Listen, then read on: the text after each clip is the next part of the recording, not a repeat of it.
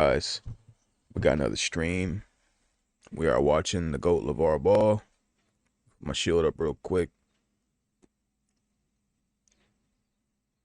So he did a podcast long before he was on uh Ball in the Family Pod. And during that time my laptop, I'm assuming the charger wasn't working because it's working now once I got a new charger. But the battery still is kind of ass.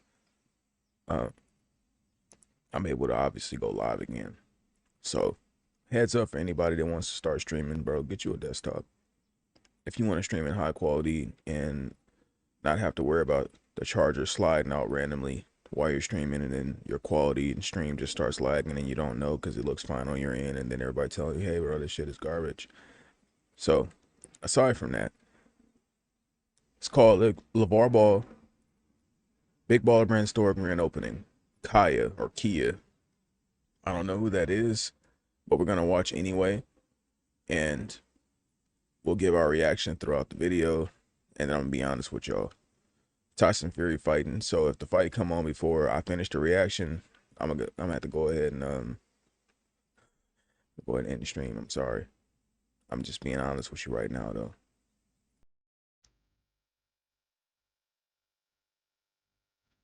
From the bottom to the without further ado, let's keep going.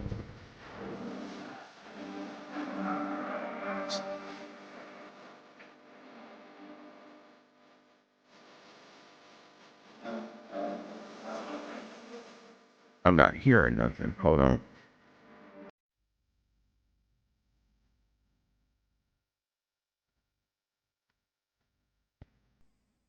Hmm.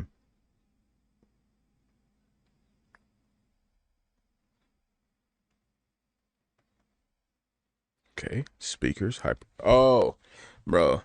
I didn't even have my headset plugged in. Good Lord. Of course you're not hearing nothing, buddy. You don't even have your headphones on. I mean, I have them on, but you don't have to plug them. Oh, we good. We good.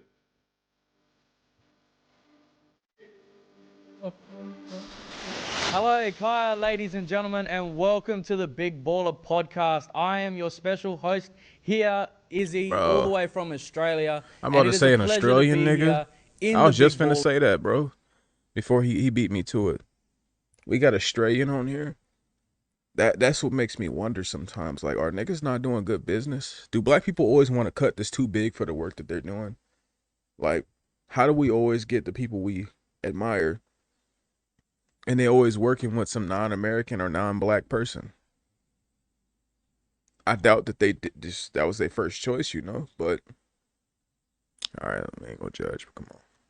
Store in Chino Hills right now in February. This is a huge achievement. So whether you I don't know if this is happening for y'all, but my right ear is under attack.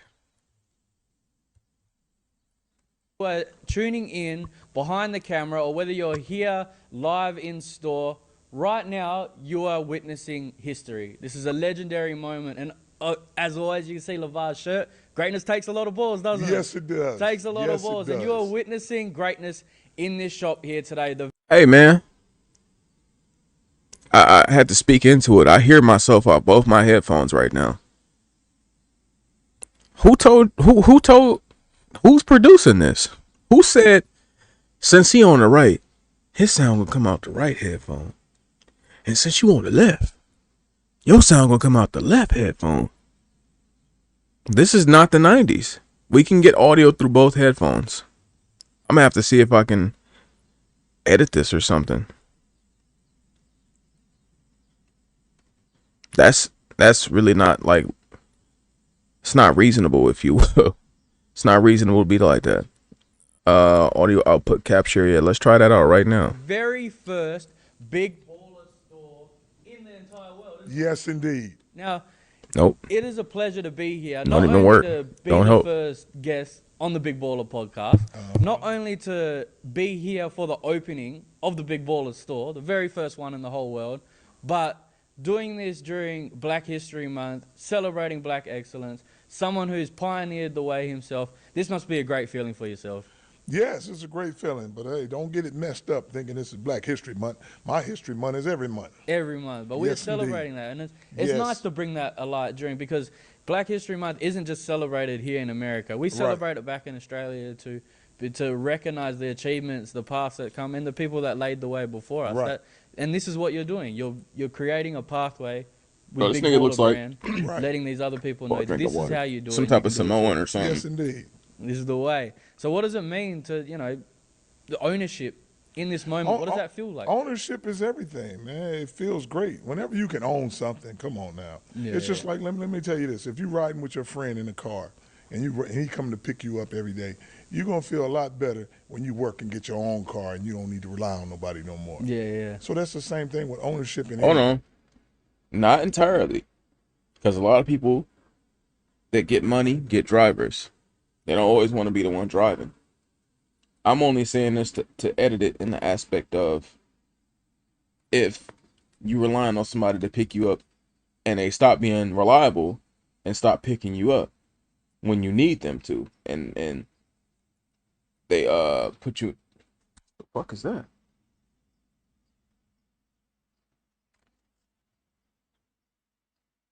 Sorry, I just seen something small and black flying. I'm not a fan of little flying bugs of any kind. I don't know what that is. It could be come here, bitch. Come here, bitch. I actually don't know what that is. But yeah, what I'm trying to say is it only becomes a problem when you're relying on someone and they stop being reliable or they start picking you up late or stop caring. That's the issue. That's when you're like, man, I need to get my own shit and I need to make the shit work. Even though you should naturally have the inclination to do that, what I'm saying is when people like the path of least resistance. If somebody's going to help you, you're going to take the help until you can't get the help anymore. So he's from a generation where you had to really work hard. So we have to bring that mentality back, sure. But a lot of these new dudes, if they can be taken care of like babies, they will. That's why I always say, like, uh, y'all hear me on the stream sometimes I'll say, hey, I'll do security. Like, you got to do something. Like, all I want to do is be a big body. I don't even got a license, but I'm willing to throw myself in the ring, potentially be hurt,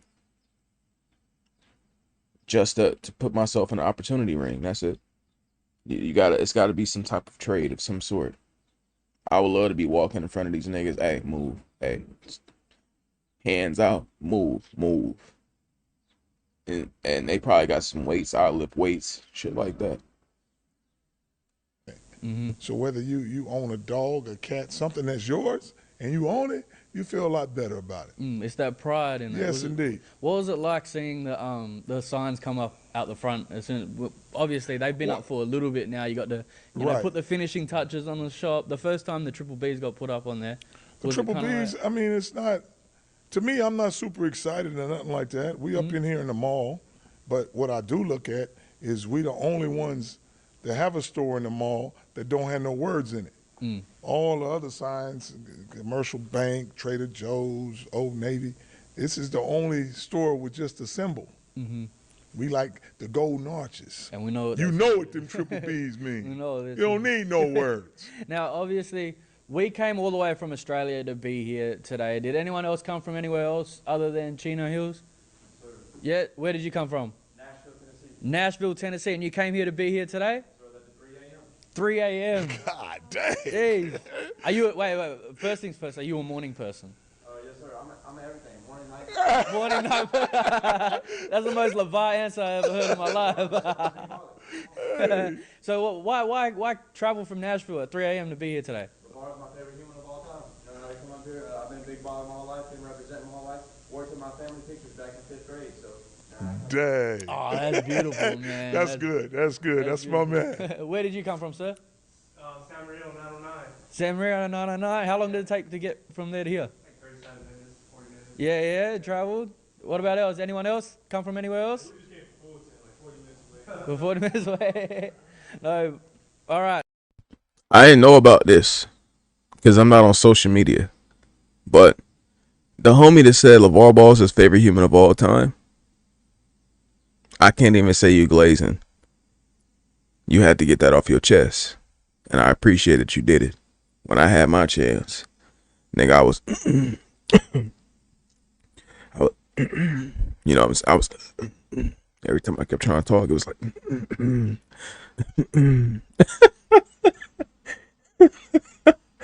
definitely fumbled, but it happens. Couldn't believe it. So before, the headlines, before Triple B's was a worldwide brand, before Stay in Your Lane, before Never Lost, who was LaVar? What The was same LaVar doing? the same person you see today. I was always like that. The only thing Yeah. different now is just more cameras. Yeah, I was telling you to stay in your lane when I was in the 4th grade. Saying, man, don't step in front of me. Stay in your lane. Now, So now, under all this spotlights and on this platform, now folks is like, man, it done blew up. yeah. Yes. I remember this. I'll tell you something, man. Back in the day, since my last name is Ball, the little kids in 2nd and 3rd grade used to, you can't tease me because you get knocked out. But behind your breath, they'll be saying, oh, here come Big Baller. Here come Big Ball, like that. Yeah. Well, you got to think what they thinking now. And then were you always someone to feed into that, or do you just take it? We have a saying where you take it in your stride. Do you guys No, I say don't be that out taking here? nothing in my stride. I just do what I do. I don't worry about what people saying on the inside or the outside. Yeah. So you just keep I it just moving? I just keep it moving. But I've always been big and always been the big baller. So it's natural for But the you brand. grew up in a big family. Yeah, we're a family of 7, Yeah. 5 boys and 2 girls. So I mean, it's And where just do who I you am. sit in the order? I'm Five directly boys? in the middle, which I have an older brother, 2 older sisters, and then I got 3 younger brothers right up under me. So when you started getting big, how was the family dynamics? The family dynamics is like, I always been the alpha dog, so they already know. You was the alpha dog in the middle? Alpha dog in the middle. See, I don't know. I'm the oldest of 5, so if my Uh-huh. middle brother tries to be that, I'm That's not, see, that's the type of baller I am. I ain't gonna let my big brother be like, oh, okay, you all right, Yeah. but you ain't me. And then the little ones under me ain't gonna never jump over me. So you got to be like that. And is that where your confidence came from? From being, that Man, being my, that my, middle my brother? confidence it came from my mom and dad. You know, if they not confident, I can't be confident. Yep. So that's a good leadership. That's the same way my boys are. Why? Because I'm super confident. Yeah. So it's usually with the parents.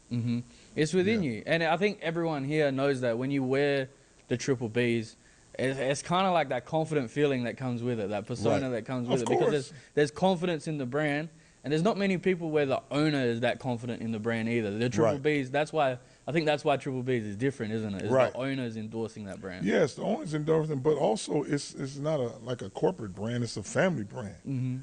And anything mixed with the word family is always good and it's genuine. So it ain't never going nowhere.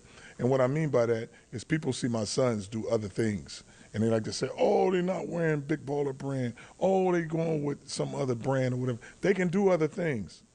But they're going to be associated with the Triple B brand forever on the fact that I made the brand because of them. We're the only ones to ever come into the NBA with our own brand. Yeah. It's 90% black, and nobody ever thought about ownership or nothing. And like I said before, my boys, we just got the store, and a lot of folks like to say, you know what, are the boys coming down here? When they coming down here? But they have to understand, my boys are employees. I'm not no employee, so I can be here all day. And so, like, the big thing about it is, they always going to be associated with Triple Bs. That's how they got where they at. Because so no matter what the boys or direction that they're going in, Yes. Triple B is always going to be talked It's about. always going to be talked about, and they're always going to be affiliated with the brand. See, that's So some smart whatever they marketing. do, they always say, like, Lonzo do something good. They'd be like, Big Baller. Yeah, Melo yeah. would do something, Big Baller. Baller. That's what it is. Jello would do something. And I've got to ask the connection. Like we met Joe here behind the scenes, and Yes. Joe does some amazing work. How did that link up? Because how long? has Techno been Joe, around? man. Techno Joe. Here's the thing. Techno Joe is, I used to train Techno Joe's son back when Melo was like 10 years old. Yeah. And his son was like, I think like maybe 14, 15. But Melo was killing him in hoop. Yeah. Yeah, and I used to train him in the backyard, and I used to always tell him, yeah, man, don't worry about it. Lonzo will be a Laker. All these suckers will be pros. So he had heard everything I had said Yeah. and watched it come to fruition. Now, he used to have a little print shop or whatever, and he used to go shopping. He used to go shopping and at some of these little outlets or whatever and buy all the other brands like Under Armour, whatever's on sale, the Jordan shoes, whatever's on sale. But here's the thing. What nobody knows, because he's quiet, he's humble. He's the one who designed the triple Bs for me. The logo, the logo that we see today. The logo that you see today. And them triple Bs, he took some time and called me at 3 o'clock in the morning and said, Big Baller, I got it. That's what our man was just waking up 3 o'clock in the morning. I'm telling you, he said, I got the logo. And I'm going to explain the logo to you. The first B looks like a 3, it's different. That's Mello, who always talking about I'm the rare one, 101. That's why his B don't look the same like everybody else's. Okay, yeah. And the other B is colored in the middle. It's a solid color. We got it up here. It's gold, super strong. That's Jello. He always hold the brothers together, regardless of what goes on. That's the unit. Yes. That's the and then that's the Lonzo refrigerator. is just like Mello on the other end. Yeah. So that's how you get it. And I like the wordplay. So it also stands for the Big Baller brand, but it also looks like the 3 Ball brothers. Yeah. Very smart. So very yeah, smart Joe came up with all this stuff, technician, man. And like I said, that's what he does. Yeah. Because I was going to call it Big Baller Apparel. And he's the one that said, man, these beads is going to stretch out for the boys. And if you put brand on the end of it, you can put that logo on a T-shirt, a hat, a vacuum, a shirt, anything. It's a brand. You can put it on anything. And that's when I was like, oh, Techno, that's my guy. Yeah, that's Techno. Good. Before I throw it across. All right, that's some meaningful lore. That's the stuff you hear, like he'll mention it sometimes in interviews, but won't go too in depth. I like that. Just to hear about it. I ain't got no comment on it yet. That's the first time I heard it broke down like that. I don't even know who Tecmo Joe is. Never heard of that name. To the audience, what do people often get wrong about you? Is there any assumptions that they make about you? Where What do you're they like, get wrong about me? What does the media sort of get wrong? Not so much the media, but the people. The people, how would I know? They don't get nothing wrong about me. They all get it right. So nothing about what they say phase you. Good, bad, whatever. It's not gonna say. Well, you're gonna have haters, and you're gonna have some people that love you. So it don't matter. Yep. As long as the intimate family is good, that's all I worry about. Yeah. Because on the outside, man, some people gonna want to be in this spot, so they're gonna hate, and some people, just be like. I got a comment on that. This is what doesn't happen. My fault. I keep right I'm clicking. gonna tell you this. I got a touchpad. A lot of people, I don't respect hating on LaVar Ball because you trying to be LaVar Ball. A lot of you niggas are pursuing white wives. You black. You pursuing white wives, making biracial children, trying to put them in sports. But you don't like the way he did it. But what's so different and special about you? Ain't nothing different from you, him, and all these other men that are choosing women who are not black, and you are bringing your sports dreams to her and your children. It's just a different slice of the same pie. What's different? Why are you hating? None of these niggas are pro-black like they say they are. They don't really go that hard in the community. They ain't scoop up a black woman. What you hating on? You all in the same boat. Just some niggas doing it better. Is that the part you hate? I don't know. Only reason I'm bringing this up is I've been watching sports for a long time. Some niggas was early to this. I'm a go find me a white woman and bring my my NBA and basketball dreams and my football dreams to the white woman. Or found her on my journey of doing so. If you look at the NBA and the NFL, early 2000s, just straight hood rats. Understandable. mid to late 2000s, start sprinkling in a few light skinned niggas. When they get to like 2008, 2009, 2010 to 2015, start sprinkling in some light skinned niggas. Now, it's about 30-40%. Why am I bringing this up? Niggas in the same boat. Why would I hate on LaVar Ball? I got similar vision. Not to say that I wouldn't stay home if granted the opportunity, but if I tried to explain a grandiose idea to a black woman and she don't see it in you right now, you probably have no value to her. Now, if you happen to meet one that is a little bit more virtuous, a little bit more understanding, comes from a solid family structure, possibly not in the hood, and she's willing to work with you and put in the time that it takes to build great children and a great family, you won the lottery in that situation. But if you, as a black man who's dominant, who's brash,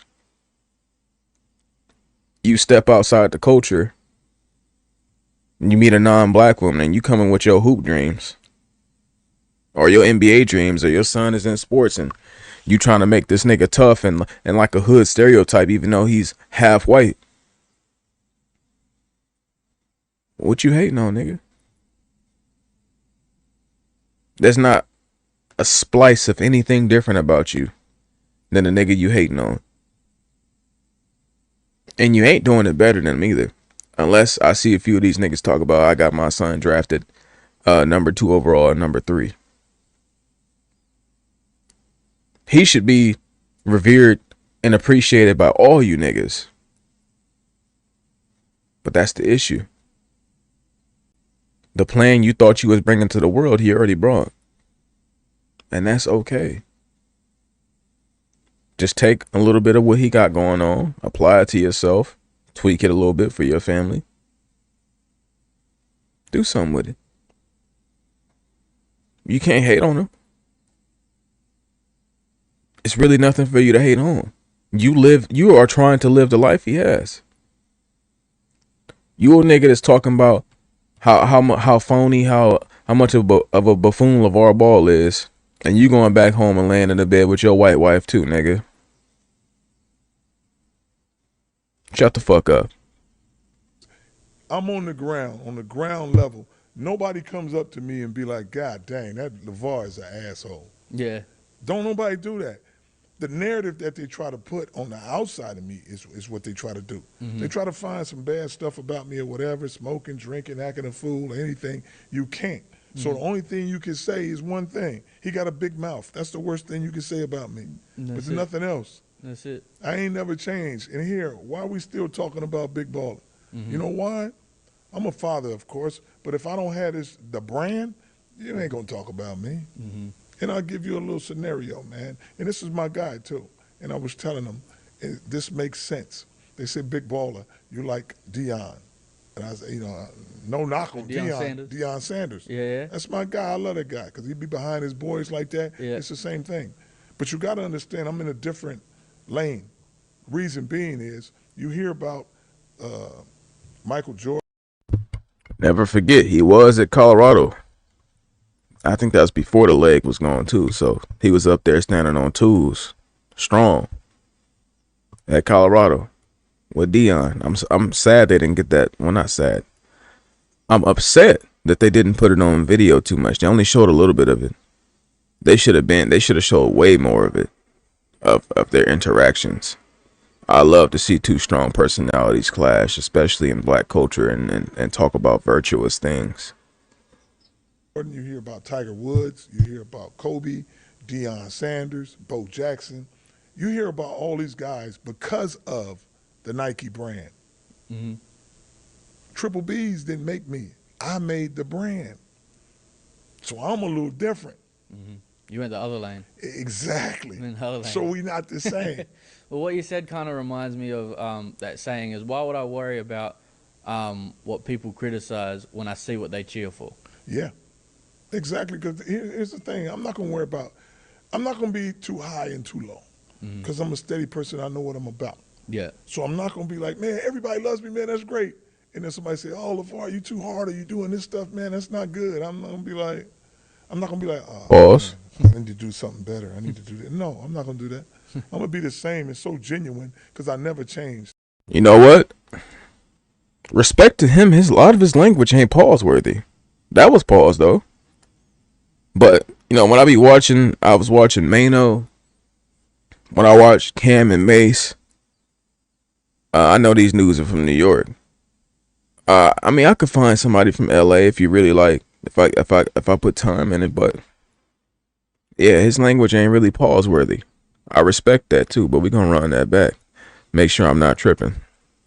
I'm not gonna be too high and too low because I'm a steady person. I know what I'm about. Yeah. So I'm not gonna be like, man, everybody loves me, man. That's great. And then somebody say, oh, LaVar, you too hard, or you doing this stuff, man. That's not good. I'm not gonna be like, oh man, I need to do 50 something 50 better. I need pause. to do that. No, I'm not gonna do that. I'm gonna be the same and so genuine because I never changed. That's why you can ask me the same question and you're gonna get the same answer for years.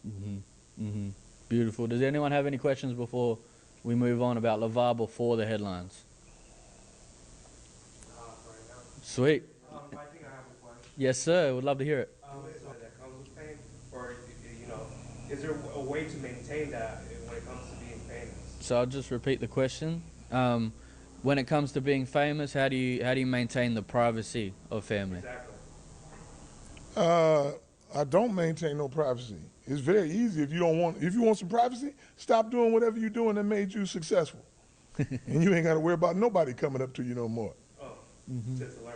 Yeah, very easy. Shoot. But don't make yourself, you know what? Everybody's always talking about, like, you want to be famous as you're growing up because you want everybody to notice you. Okay, that's good. But here's the thing.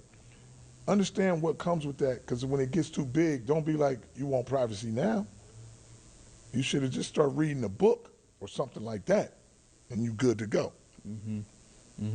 I guess that leads us into our That's next facts. segment, and that is family and father. That is real. If you don't want what comes with the fame, don't shoot for fame. Just because you want to have a cheat code for money, I get it. Now, if you like a child and you got forced into it, sure. But you can't be no grown-ass man complaining about privacy. We see Mike Vrabel doing it right now. That nigga was booed up. He liked that brash woman that talk a lot and talk about how our marriage ain't working right. He said, baby, I could fix that. I'll be at the hotel 2 p.m. to blow her fucking back out. And then for her to text her husband back like, yeah, I'm just getting an interview with the head coach. This could be good for us. Yeah, that interview involves her back being blown out. And also where we are right now, Chino Yes. Hills. What was some non-negotiables for you as a father? So when Zoe was born, when Jello was born, when Mello was born, what was something you're like, this is non-negotiable as a father? First, I also wanted to say real quick, since I've been in New Zealand, these Samoan niggas think they black too for some reason. You niggas are not black. You're like some type of island Asian thing. You niggas are Polynesian. You have no understanding of what black culture truly is and what it's about. And I'm not saying this to separate y'all. I'm saying this to educate y'all. You niggas are not part of our struggle. You niggas are not understanding of the struggle. And if you want to be part of the cause, the only way you could do is help. We don't need you to try to join in and say I'm black too. I'm gonna let you know I done spoke to a few hoes in New Zealand and said I'm black too. Bitch, the fuck you talking about? Ain't not a part of you black. You are from the islands. Some sort of Asian hybrid of some sort. Maybe it's some type of African somewhere in the DNA, but that shit was long ago. And they don't respect us, they don't love us, but they love BBC like everybody else. first of all, being a father, I ain't dealing with no negotiations if they my kids. So Facts. everything No, was a everything is my non-negotiable. way. If you don't want it my way, leave. Now, You said the boys started walking. Was it 10 months they were walking? Nah, my boys was walking in 8 months, 8 man. I months? spent a lot of time with them. Let me make this clear too. That's facts. Spend a lot of time with him because I try to get my son to walk, but I realize if we split in time, it is what it is. Everybody else want to undermine you. They want to put shows that you say, hey, don't let them watch this show. Everybody wants to act like they love your son as much as you love him, but they don't have the same vision or care that you have. And that's very important. If you're a father that's going to be there all the damn time and you can implement your way of life from start to finish, you'll get what he got. But if you somebody like me he here for half or maybe more than half the week and then he somewhere else for half or maybe more than half the week, you know what I'm saying? Then it's a bit different. But I'm going to start making changes for myself, just knowing that, because I can't complain if I'm not always there. But I'm going to have to try to always be there, because the thing is, what they never talk about is this nigga's now, he's not like, the time he was going with the NFL, he used all that money to not create leisure, but to invest in parenting, to invest in children. So he went hard to invest and then found a level of income to create a better outcome. And then his wife chose to continue working where she was working, while he did what he had to raise his children the right way. That's ideally, as a man, if you have the plan, what you would love and like to do. I'm not quite sure how it'll work out for me in that point, but I'm trying it myself. I'm only saying this because if I have men watching this and you have a plan to become a father, understand that there's variables. If you have a connected family, they might have different plans for your child than you have. So you got to set ground rules. And if they don't respect them, then you can't have them around them. It's that simple. They can still be themselves. But if you set a line in the sand because you have a plan, everybody needs to be on board. And that's something I have to actually put into my life again, because people like to deviate. It's nothing worse than hearing all these people talk about wanting to see my son and enjoying his presence and time, and their idea of that is just to plop him down in front of a TV as a baby. We got to change that. How do you get? Well, Anyone here have kids? Hey, man, When, you when, ain't gonna when be did able your to do kids that. start walking? About 2. When did your kids start walking? Ask about the No, dog. we ain't talking about no dog. We talking about kids walking. The You dog know, could. Hey, nigga, we ain't talking about no damn dogs. No. I hate when people want to compare dogs to children. And I'm not talking about in a way because the interactions are similar in their wants in life at an early age. What I'm saying is, nigga, if I say who got kids and you say I have a dog, that's the comparison I'm talking about. That's disrespectful. You could say, oh man, my son only want to hang out with me when I got food, like the dog. That's fine. But if you saying like, oh, who in here gotta watch the baby? Yeah, I gotta watch my dog. I put him in. No, not even comparable, nigga. I don't even know why that comparison came out your thoughts for the women too. Dogs are not anything comparable to human beings outside of maybe early life behaviors. But the real reason I pause here is to say that when you have a child that walks at 2, I'm wondering if you're at home trying to teach him from a young, like, I don't know. That seems like quite a late age for a child to walk. I'm not being disrespectful, but somebody let me know. Is it normal for children to start walking at 2? Because, I mean, my son, I feel like he's crawling late. He'd be 10 months this month. He's just now starting to get into a crazy crawl. But I look forward to having him walk around early stages of 1, either before or after. And I'm going to make sure he does.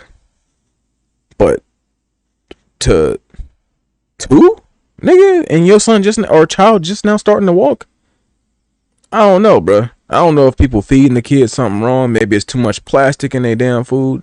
This hurting the brain development. But that sounds like a potentially slow learning baby. That's what we'll call it.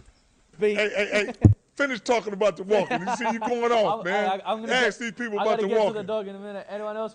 Anyone else got kids here that walk? Angelina, how old is Angelina? One. So you've been taking notes from LaVar then? Well, LaVar told me as soon as I get back to Australia, we're going to get her off diapers. Get her off diapers. You got a body Heck trainer. yeah. When did you? So how? Let me show you. What they do is they put them in a walker. Yeah. And then they scoot around with this little walker with the wheels on it. Okay. Now what I Yes, would sir. do is Reaction. take a scarf and tie it up under their arms like a bungee cord. Yeah, and yeah. just hold it right here. So that's how they get their balance. They just jumping around. Man, they ain't jumping around. You can't jump yet, but you're gonna be moving, but you don't have that walker. Yeah. So you get your balance. But I do that every day with them. And then take a few steps and hold it like that. So he never flipped over and nothing like that. He's got to walking. Shoot, it was good. Take notes. I'm finna do that too. Next time I see my son. Family. Anyone here seen the Ball in the Family show? I think everybody here seen that show. How did that come about? How was it? Was like, all right, I want the world to see my boys grow up. Well, you got to understand it was a polarizing story. Here you got this father who raised these pros and these hell of a basketball athletes in the backyard. So, and it's more natural because they used to have a show back in the day called All in the Family. But we ball in the family because, check it out, we ball and we all family, so it all went together. And so what it gave is the whole world like a 2-year commercial of seeing the Ball family. In which is we had nothing to hide, so that's why we could do a reality show and everything is real on that thing. So we never had to be scripted, nothing like that. Because what it was that made it Hold on. Well, let him finish. so genuine. Okay. I thought he was going to say what made it not scripted. So Alonzo did comment on this. I think it was Jello that said about a good 70% of it was scripted. And he's saying mainly for him. But LaVar Ball has a different perspective because they said LaVar Ball didn't read no scripts and didn't go with no fake plans. He just lived his life as normal. So that's probably the only person on the show that went 100% just himself. Everybody else, I think Zoe, in the last podcast we watched, him and Jello both said that some of the show was scripted. But not in a bad way, this word was fake, but like we give you some lines to say or something to talk about. All these folks is tuning in is I never was like, hey, don't film this. I'm mad. Don't do this. Whatever they get from me, whether it be good or bad. Yeah, get everything. Hold on, we pausing this because Lonzo commented on this. He said he wished some things was not on video or not in the show. And we can imagine. Let's go for it. We know for one, the damaged goods and him and LaVar Ball going back and forth. I'm sure he wished that wasn't on camera. I'm sure he wished some of the baby mama shit wasn't on camera. I think some of his life, he looked back, that's too vulnerable. He probably would do it different now. But as you can see, LaVar Ball is completely fine with it. You're going to get it. So that's why people tuned in to be like, dang, all the stuff that happened, it's not like everything was just like this. But we make everything, like from Jello being still in the glasses. All this story was the simplest because all you got to do is follow me. Yeah. Nothing was scripted. It ain't like you're going to get everything going good from Lonzo being drafted and becoming millionaires like that being up here. But then Jello's still in the glasses and being down here. But if Jello didn't steal them glasses, if he didn't steal them glasses, I don't know if you'll see triple B's like this because that's not going to make me go outside the world. Right. I'll never meet you. I'll just stay in the U.S. Right.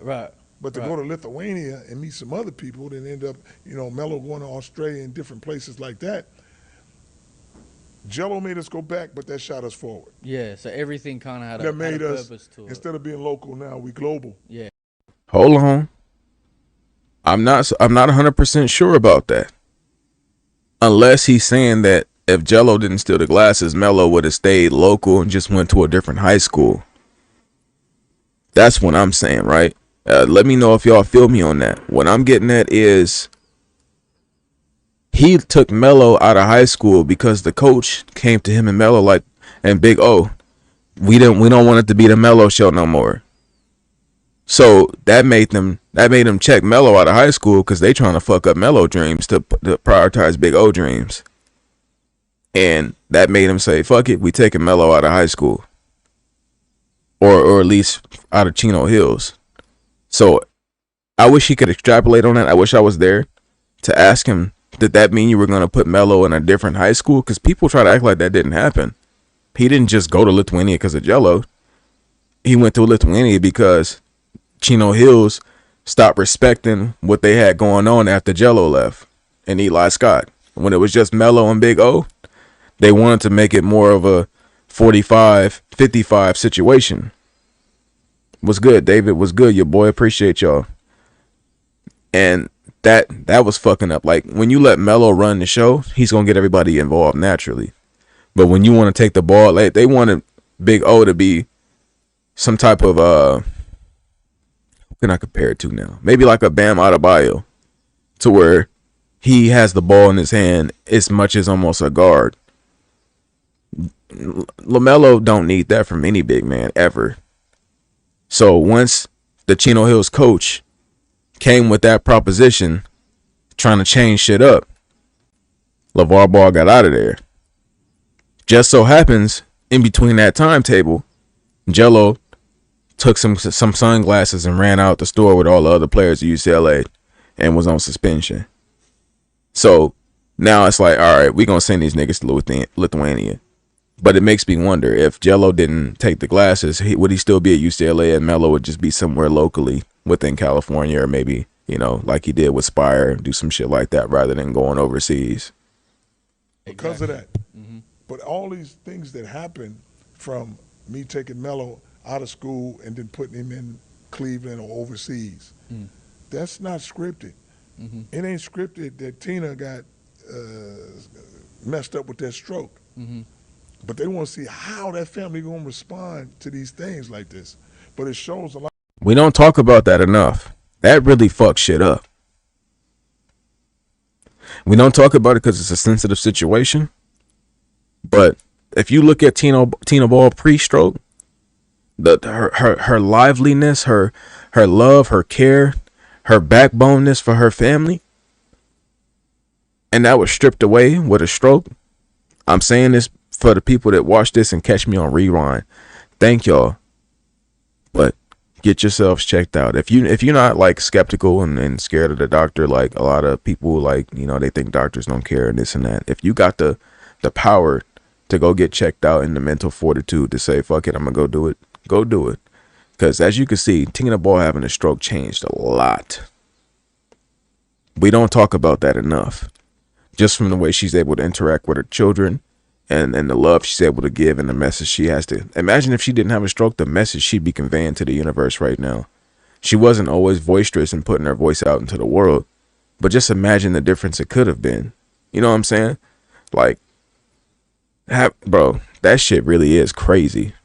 Like, Lonzo went to play Kentucky. That nigga was fucked up in the head.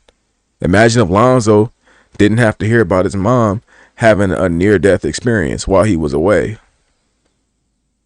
We might have had Lonzo doing a bit better before he went to the league. A bit more confidence. Nigga had baby mom problems, money problems, Lakers problems, all in his rookie season. And then niggas saying you can't shoot no more even though your jumper been working as long as you've been shooting. Lonzo Ball was fucked up the first year. And then he got hurt because he's playing in a weird minute rotation. This nigga played the first 4 minutes, get took out to the fucking late second quarter or early second quarter, and then is in like Luke Walton. We all got to go back to that and remember that. Luke Walton was on some weird shit. But what I'm saying is Lonzo needs that. He's always had that stability. Both mom and dad, family, everybody supporting him, love. Even his woman start acting different once he got fame. You know what I'm saying? You should have known he was going to fuck hoes as soon as he got real money. It just is what it is. He's always on the road. Somebody else is going to get the cock. It just is what it is. Even LeBron James do it. A lot of people, like, are you built for this? Yeah. You might have some good things and some bad things, but be able. People used to ask me, and they say, man, what's the downfall of this, LaVar? And I'd be like, it ain't no downfall because I can overcome anything. That's in my mindset. The downfall, the raggediness is if you can't get over it. I got my goddamn foot off, and people be like, "Man, got your foot cut off." I know some folks my age is dead. Mm-hmm. All I'm doing is missing some limbs. Like I tell them, I'm hard Especially to as get. black men. Mm-hmm. I got a lot more limbs. But as long as I got the neck up, I'm good to go. You good to go. I'm good to go. Well, we've seen, like especially on that when you know, the news came out about that. Right. Only I think it was like a week later or something. You posted a video, and I remember seeing this when you posted it before I met you, before all of this came about. You posted a video, and you said, and you were still singing Tweaker, and you were scooting around and still singing Tweaker with your high spirits, and that's something that I don't think anybody else could do. It takes a lot of strength, a lot of resilience, and a lot of optimism to be able to go through that and then still keep that high spirits at the same time. Well, like I said, family is everything. As long as I got them boys, I feel strong. As long as they together and doing their thing, man, it's a beautiful thing for me. Now, what I love and what a lot of the audience here loves about Ball and the Family was you get the behind the scenes cuts. You get the like one of my favorites is when Jello gets tatted and LaMelo's behind the camera, and they're like, "Oh, did you know about the tattoos?" And he's like, "I'm not a snitch. I'm not. He's like, I'm not a snitch. I'm not snitching." Now that was real. That was unscripted. You didn't know Jello had tattoos I didn't know, on? but I told him I'm not a tattoo guy. I ain't got no tattoos. My pops ain't got no tattoos. Yeah. So I'm like, man, it's a good thing you got to get out of this house with them tattoos. Because back in my day, man, and things have changed where tattoos used to mean that you either with a gang or you done killed a few people. It means something. Right. Now they just put tattoos all over their body, just On everything. Yeah. So you wouldn't before get like you gonna test some people on some tattoos. Yeah. Like, man, what you doing with that rolling 40s on your chest? You over here with us with the rolling 60s. What you doing? So they're gonna test you for something, man, or some of your family members or somebody died. Something like that. Yes, sir. It always meant something like that. Yeah. A few more points is That's real. Damn. one that I love. That's real LA gang lore, by the way. 40s and 60s, that they are different. They both Crips too, but all I'm saying is they different. Some nigga will ask you, and he will press you.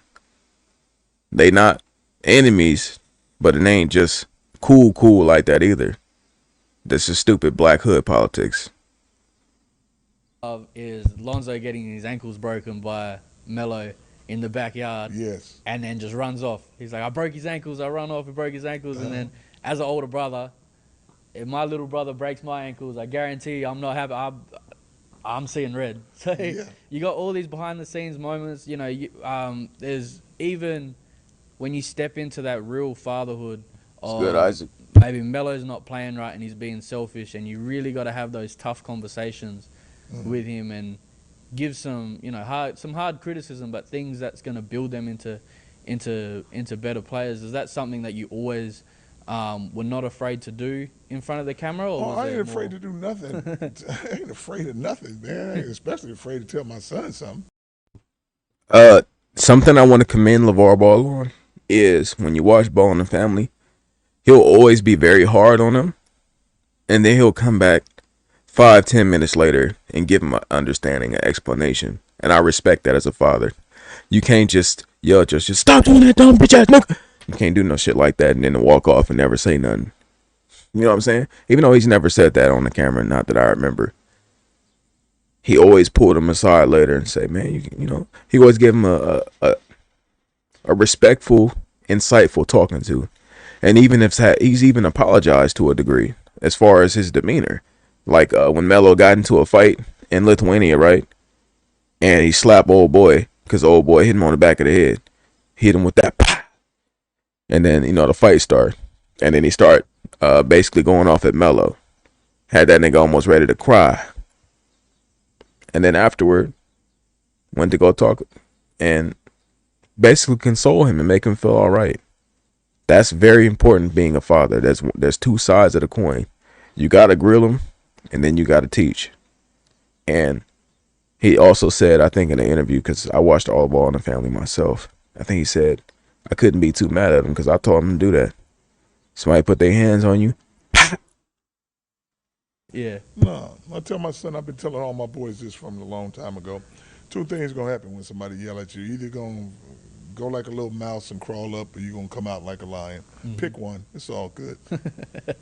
You got to pick one. Pick one. You're Sometimes, gonna be one of them. well, sometimes people don't have that voice of reason to be able to tell them that, hey, you're messing up, you're If messing you up keep it right simple, if you keep it simple, they're not gonna trip off of that. Yeah. So the easiest thing to do in the world is to quit. Diabetes. Look sad. now. Do you still do that? Does that what is there? Has anything changed? Ain't Since nothing gonna telling change. them I'm to- always gonna tell my boys that, man. I'm always gonna tell that. Now, before we move on, I've got to tell the audience a quick story, and I told you this story yesterday. So I had when I was in postgrad in Orlando, I had two teammates from Lebanon, I think. They were missing from training for like a week. No one knew where these boys were, and we was like, why aren't these boys at training? We see this video of Melo at Chino Hills. He's dribbling through the keyway, can't find an outlet, kicks it to the wing, drifts out to the corner, catches it back. You guys seen this video? Pump fakes, dude jumps, one dribble, hits the shot. One of our teammates, pause the video. We pause it, he goes, rewind it. We would think he's talking about the play, right? He was like, yeah, it was pretty good, like we rewind it. He goes, yeah, kicks it out, can't find an opening, kicks it to the wing, drifts out. As he pump fakes, he goes, pause it. At the top, who's sitting behind Melo? The two players sitting behind Melo? Our freaking teammates were meant to be at training for the last 2 weeks. They're there. So to have that craze during high school, you've got, guys that are trying to make it D1, trying to get into college, missing training to go watch your boy play at high school. Yes. That must have been crazy. Well, it is crazy, but at the end of the day, my boys understand what basketball is. And at the end of the day, it's entertainment. So they going to entertain you. And I used to always tell them when they was little, I said, man, if nobody asks you a question, you didn't do nothing too good. If you come out of that door, off the gym.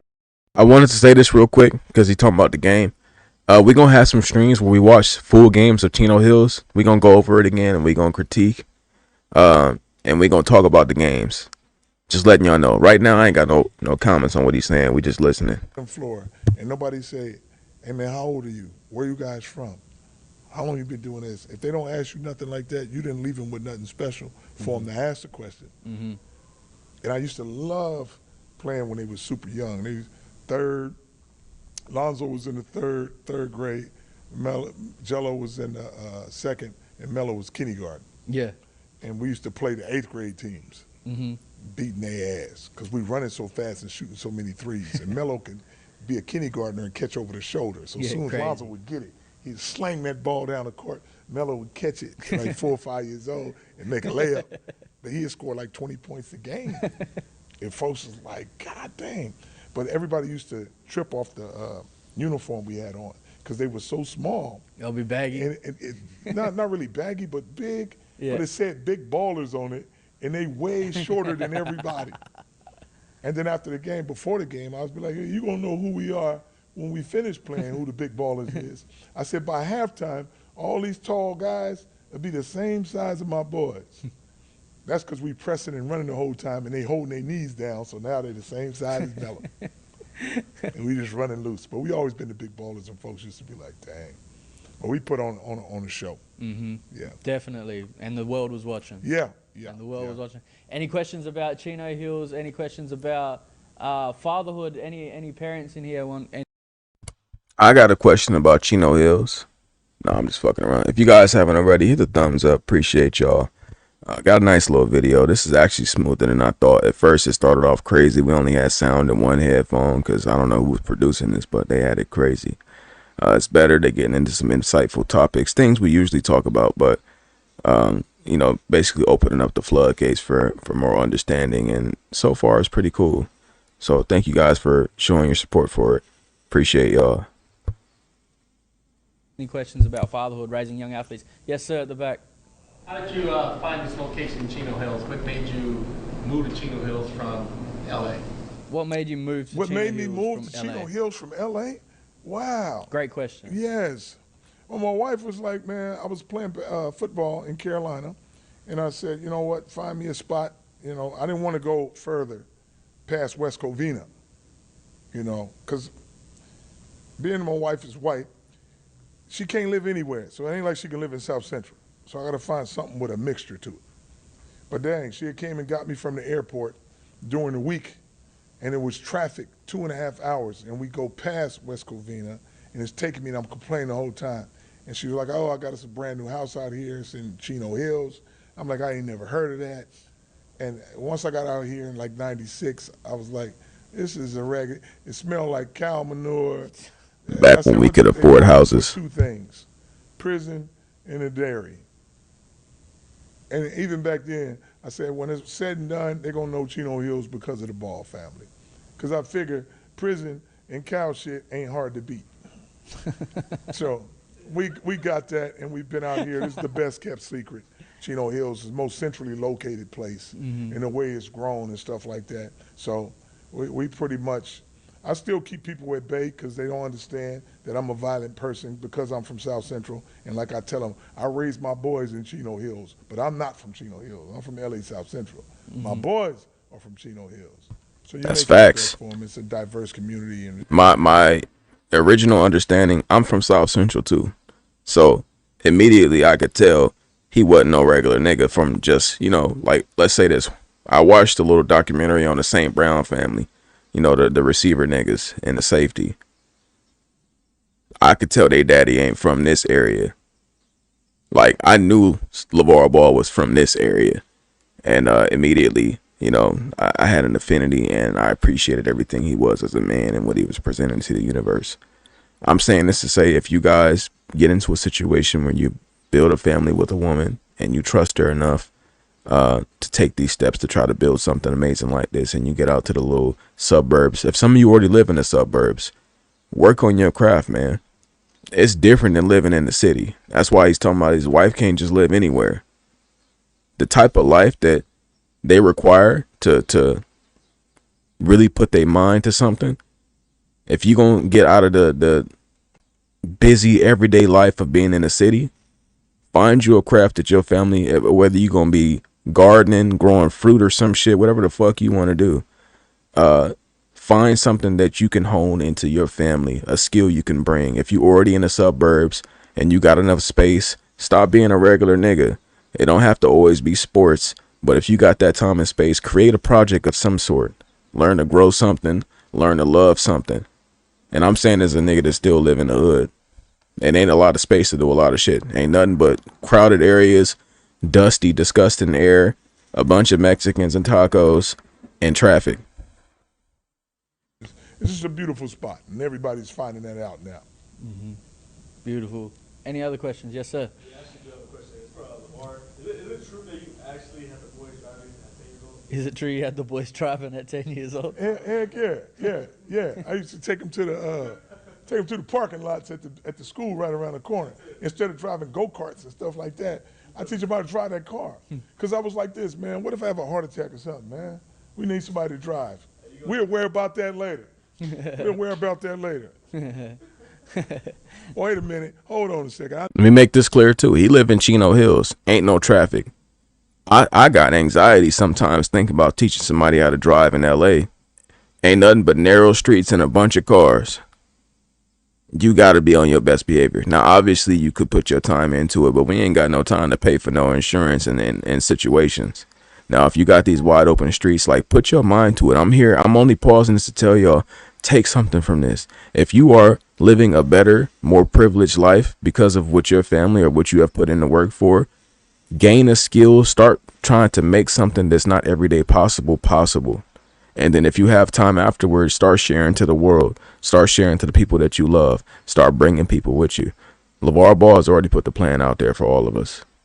I know we filming and stuff, man, but I'm tired of these people behind the cameras trying to tell me, look this way, curl my lip this way. Stop it. Film the way y'all gonna film. You look good, man. I just Thank want you to you. look good. You look good. I ain't trying to hear it no more. I want to have something on my lip, on my chin, so people can comment on it. Say, in the podcast, he Hey, had something on his pause. We saw it for 2 hours. People can Hey, film the way y'all gonna film. pause. You look good, man. I just Thank want you to you. look good. You look good. I ain't trying to hear it no more. I want to have something on my lip, on my chin, you- so people can comment on it. Say, you know, in the podcast, he had something on his lip. We saw it for 2 hours. Nah, you didn't have it. It Pause. just came on, but it's hard when you're sitting next to me on the podcast because What? you have to look Pause. equally as good. Why? So that's why they're trying Pause. to get I you. look good They sleep. want you to look better. They I want you to look better You sleep. have to catch up to how good I look. So it's Man, like, come on. Who Pause. said you look good first? no one has to say it. They That's know a good it. question. They They don't have have to say something you they look already good. know. You know, all right, let me tell you something. Okay, say you in a bakery, and you look at which one looked the best. I bet you're going to say that look like it tastes good. I'm the owner. I made the pie. Yes, but somebody got to say something. That's what I'm talking But if about. they know, And then somebody got to say something, man. nah, it's all right. You can be the second best looking bloke on this podcast at the moment. That's okay. Okay, I'm 90 years old. You got some time to go. You got some time to go, man. So why Europe? Why Australia? Why send the boy out to Lithuania? Why send him to Australia? Why? It's just to play basketball. They could have went to a couple of other places like Spain and Croatia to play. Yeah. But there's no way you can go to a good team. You can't go to a good team and end up playing because they're going to say this. We already been winning without them, so why are we worried about that? Right. So you have to go to a raggedy place or whatever. First of all, who in here ever heard of Lithuania?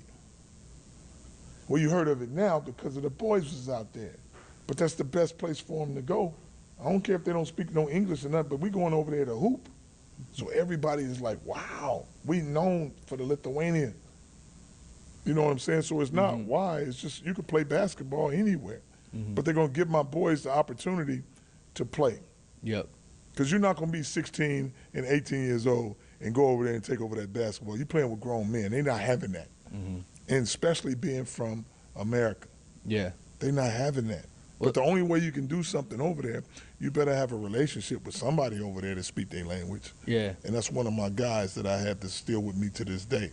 He understands that, but also to have a brand that makes me move in a different pace over there. Yeah. So that's the big thing. So basically, by process of elimination, that's how we ended up in that spot. And did that force the boys to grow up a lot earlier? No. Ain't got to force nobody to grow up. You're going to grow up anyway. I mean, you'll because figure it out. living in a different country Ain't nothing. is different. No, it's different if you ain't got no money. It's different. That's very true. If you got some money, that thing ain't different. I didn't think of the money. You got to bit. think of the money. You just can't go over there and you don't have no relationship with nobody. I That's didn't think why of the money. most of your talented players come from a lower income neighborhood. And what's going to happen is they can't travel like that because you ain't got no passport. Right. And they're not going to let you put triple B's and nothing on there if you go. If I just go over there as the father, they're not going to let me do whatever I want to do. They're not going to let me talk crazy. They're not going. I came over there with a show and a brand. That's going to bring notoriety to wherever you at. Yeah. And they look at it from a business standpoint too, to understand. Wow. But here's the thing, like I always tell people, whoever don't know how to coach them ball boys or how to deal with them, you're going to be forgotten very easy. And I'll give you a little scenario. What rapper made the most shoes? What rapper made the most shoes? G-Unit had shoes. See, there, yep. And when I tell you who it is, you're going to be like, oh, that's him. Master P. Kanye West, the Yeezys. Right. Easy. Oh, Yeah. I don't But even if see you that don't nigga as a own that, rapper. they'll pull it to the side. I see him and as a make everybody producer now. forget about you. Yeah. And that's exactly what. And Adidas that's what's did. going on. Who have we been talking about Lithuania basketball since Melo ain't been there? No. Have we been talking about Australia basketball since Melo ain't been there? No. And the Charlotte better get straight or they'll forget about Charlotte. Wherever Melo go, have y'all heard about Chino Hills lately? No. Whoever get rid of the ball, you ain't hearing nothing no more. That's how this thing go. It ain't by accident. It is what it is. But then, there was a craze around Australia when LaMelo first came out there to Exactly. Illawarra Hawks. It was crazy. Everybody. But why was it You still crazy? got kids walking around today with Melo jerseys on. out Yes, you have to.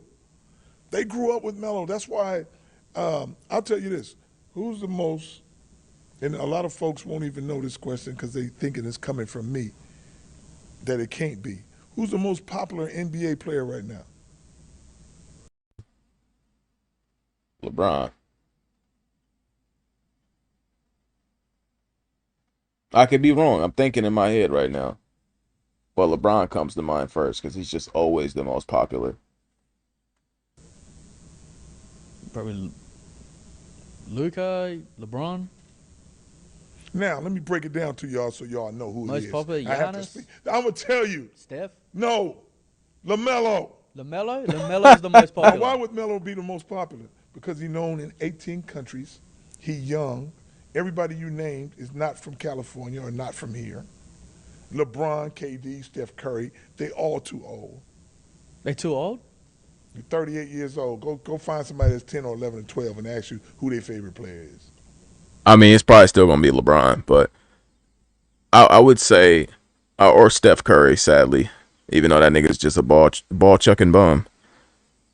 LaMelo is getting there though. As he hits 27, 28, 29, he'll probably be one of the most popular players in the world, especially if he's playing like this and Charlotte becomes a household name. Yeah, he'll be number one. But right now, it's still LeBron. Like, even people that don't know shit about basketball know who LeBron is for some fucking reason. I don't know how that nigga's so known. Like, what does he even do for real outside of basketball? He's been in a few commercials, a few movies, but it's not like household movies or nothing like that. But I remember going to New Zealand and people just knew who Bron was immediately. And I'm not saying New Zealand is some just part of the world that nobody knows anything. But what I'm saying is a lot of people there don't really give a fuck about American basketball. Them niggas care more about hoods and fucking 90s fucking R&B and rap and shit like that. Some of the dudes obviously watch basketball, but just regular everyday people, just even out this country and other places, just know who Bron is. I guarantee you it won't be them. But it's hard. Melo the Yes, only Steph one Curry, ball chucking bum. walking around with a raggedy shoe on and everybody's still buying it with all them goddamn colors on. Mm-hmm.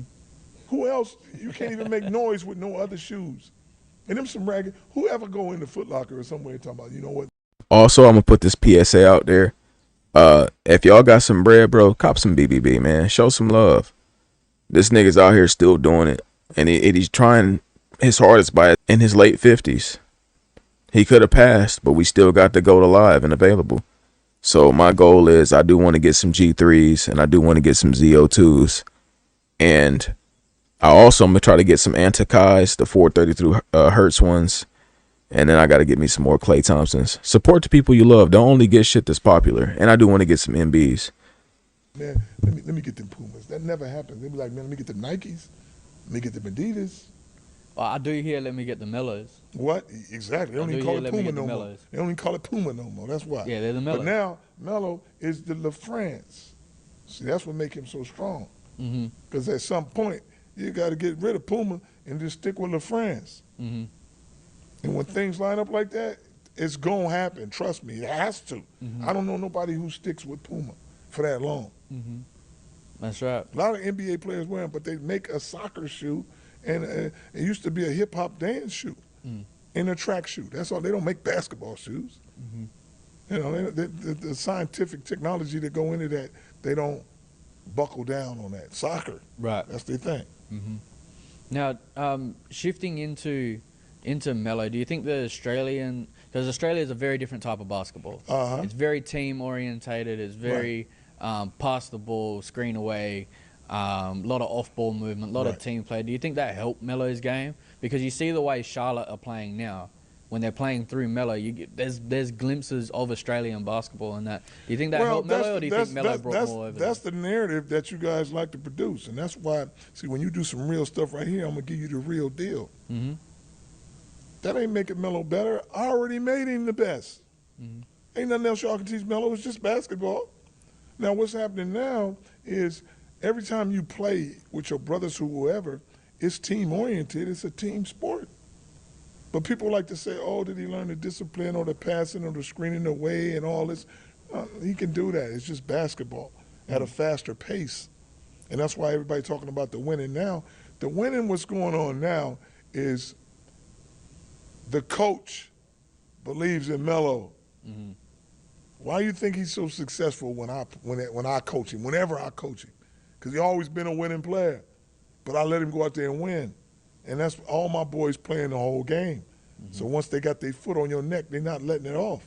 But if you play Melo 6 minutes in the first quarter and you don't want him tired or you're thinking about hurting his ankle and take him out the last 6 minutes, now you're on a time constraint instead of the flow of the game. Yeah. What's happening now, the new coach, and people got to understand all this losing he did, all these coaches, Melo had 3 or 4 coaches in goddamn 5, 6 years. So everybody coming in with a different system every time. The main thing is Melo. I know he talking about Melo, but the reason I don't always talk about Melo a lot is because Melo is the most balanced of the brothers. He don't really need somebody to tell him to get going. Like, he gonna hoop. He loved doing it. Lonzo clearly said that he hated being told he was doing fine, and he wasn't. He's used to that big baller coaching where he wanted to be yelled at and told and reminded. Like, that's part of coaching. Some niggas be like, oh, he need that. Bitch, shut the fuck up. Some niggas got different fuel. And some niggas want to be reminded that you could be better than what you are right now. And we need that from you. And get your shit together. Lonzo's one of them people. I think Jello is 50-50. Jello gonna hoop regardless. But I think he also wants to be coached hard also. Because sometimes Jello just chilling. Like, we don't need you to just chill, nigga. Hoop. We need you to go crazy right now. And I found many times in the G League, he was just chilling. I would have been clapping for the ball.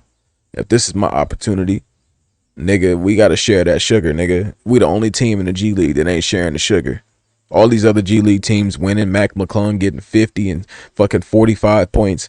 And as soon as Jello get on the team with Greensboro, the ball is not being moved no more. Fuck out of here. But Melo, he don't got those problems. He gonna demand the ball.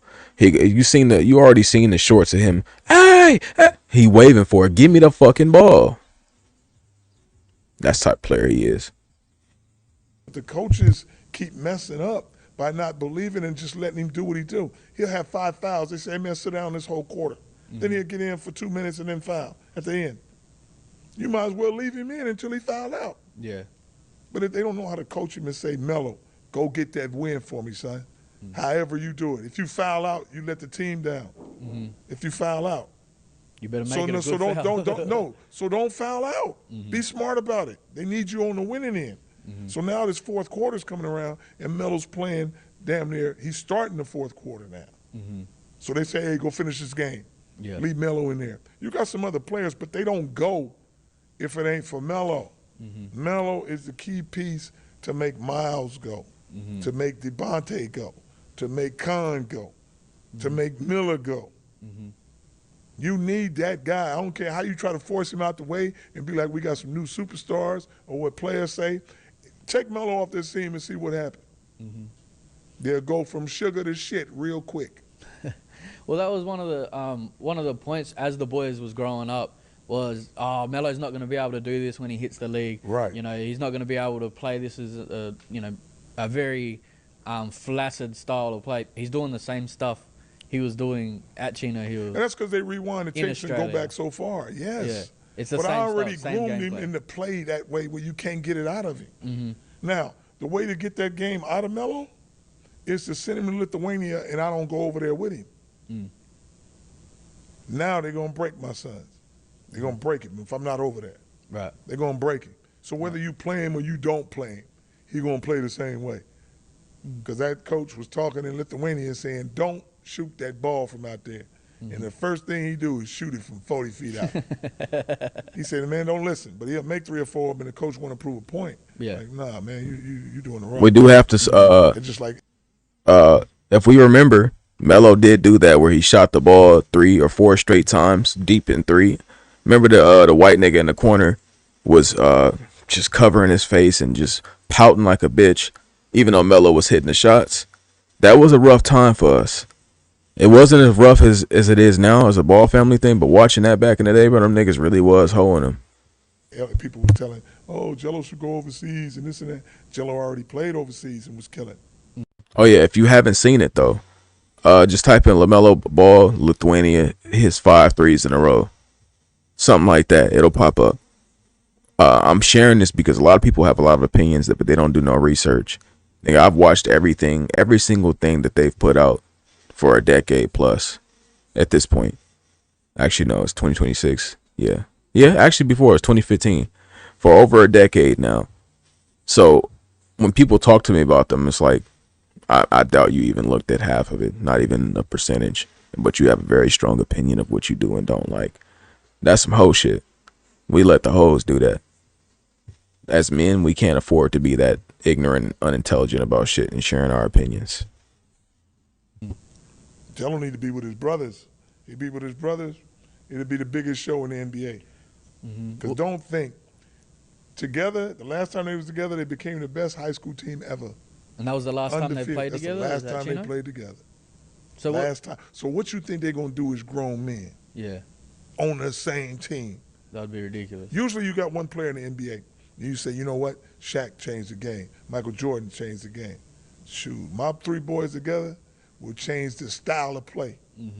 They'll be the first team to press in the NBA. Yeah, that would be different. It's going to be different, but they can't do it by themselves. I never taught them to play by themselves. A lot of people come up to me and be like, oh, man, the boys are doing good, LaVar. I'll be like, yeah, they're doing all right. You ain't going to never see the best out of them until they're all together. And until That's facts. For those people who know me, I've been saying this for a very long time, even before he started to confirm my suspicions. These dudes are not made to play by themselves. They're just not. It's not even a little bit. I think they're like a Megazord.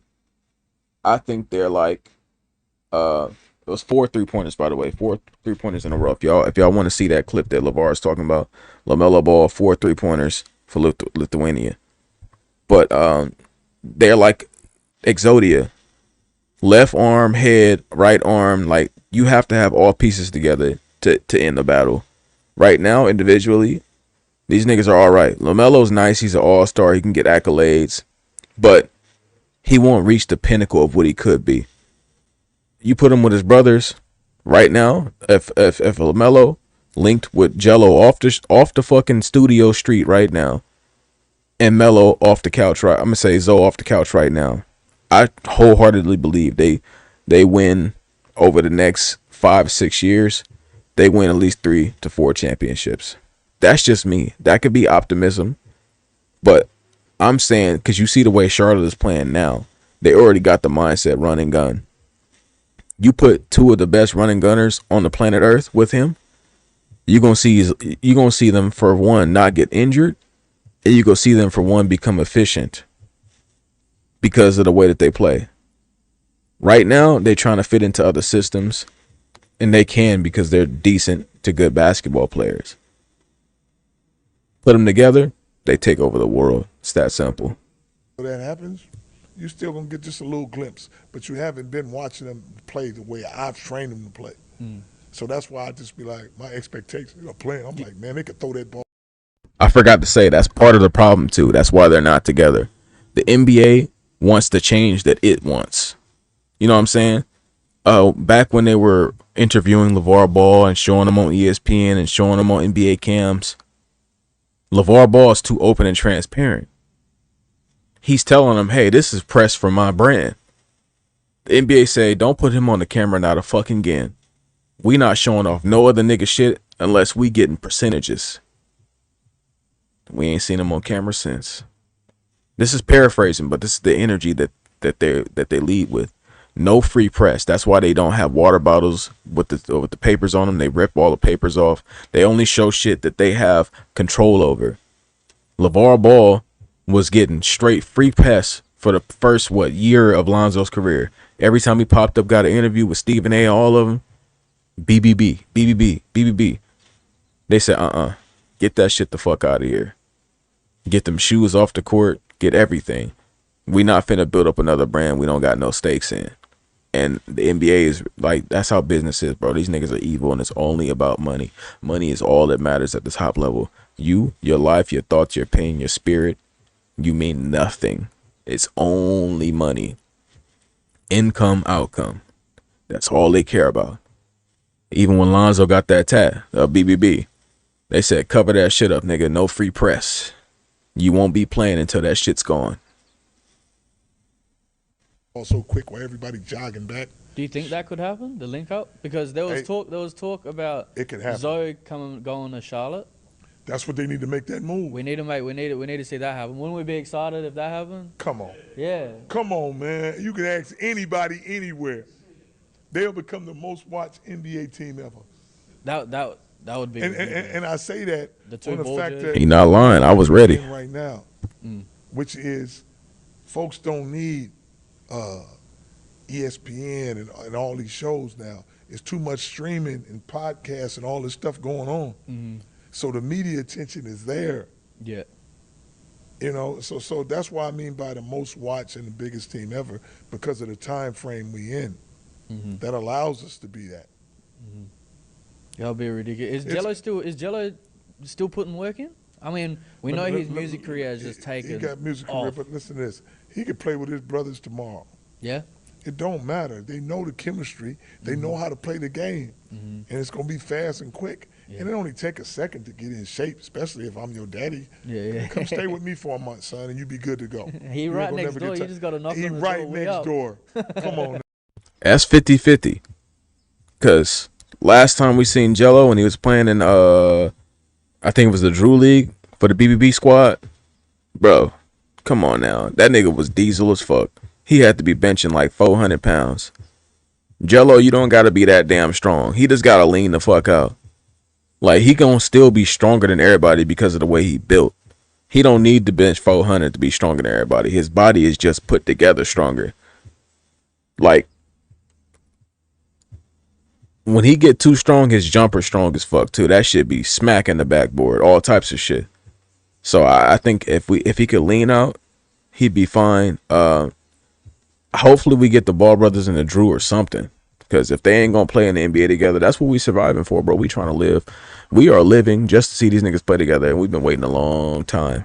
So we got to get a little taste of that high. We are now.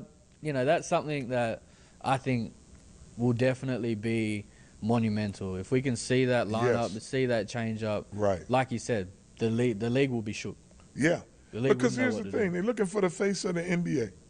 That's what they're looking for. But it's not the face of the NBA; it's the faces. And it's all three of my boys.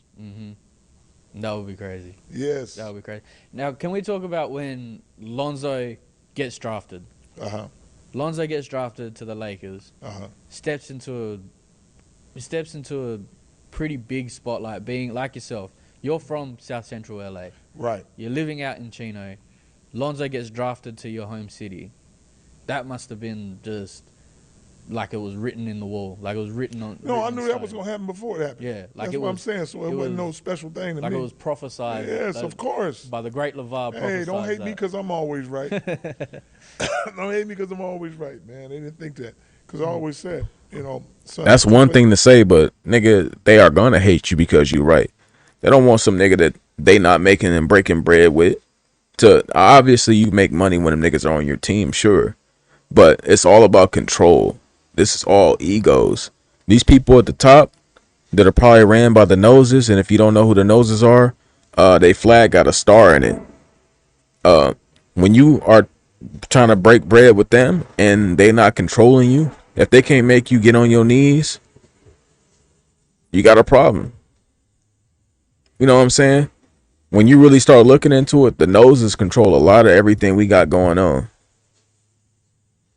And if the noses can't control you, it's a problem. And you got to really start considering that. Like, LaVar Ball is unapologetically LaVar Ball. They don't like that. Because you better apologize, nigga. You better say you sorry. You better say you wrong. You better fucking crawl at my feet. That's how the noses think. The noses are not good people. I'm here to tell you that right now. I don't have a problem with the noses, but if we being objective, the noses is very, you know what I'm saying, something wrong with the noses. I don't know if they truly possessed by demonic spirits, but them niggas are not right. So all I'm saying is, you trying to be yourself, they gonna have an issue with that. They don't want your sons to take over the league, nigga. Because you said it would happen. So they gonna prove that it never will by never letting it happen. Places to go, man. Lakers or the Clippers are easy because they in L.A. Yeah. So you didn't want him going so anywhere in else? college, no, I didn't want him to go Hopefully it to does, anybody. though. We look forward to it. If Independence? independence of what? Just to be focused on your game, get outside. You're gonna focus on your Any game anyway. distractions? It's just 2 hours playing on the court. Yeah. You don't need no distraction. Yeah. You're already raised and groomed being in Chino Hills in L.A. Then the other thing is we didn't go out to Connecticut or Duke to go play. Yeah. We stayed right here. So guess what? You stay at UCLA, the Clippers or the Lakers can come right up the freeway and watch you all day. So they know they're going to get the best. Right. And then the second year LeBron comes to Lakers, Right. we see that team up. Was that something? I also have to say this for those who wonder. We would have had the Ball brothers in the NBA by now if we had NIL. What do you mean by that, Nico? If NIL was a thing back in 2015, 2016, or even 2017, right? When Lonzo went to UCLA and he was making money, he would have been a fucking junior or senior by the time Melo hit college. You know what I'm saying? And Jello would have been a junior. So if NIL existed, this is what I wholeheartedly believe. Lonzo would have been a senior, Melo junior.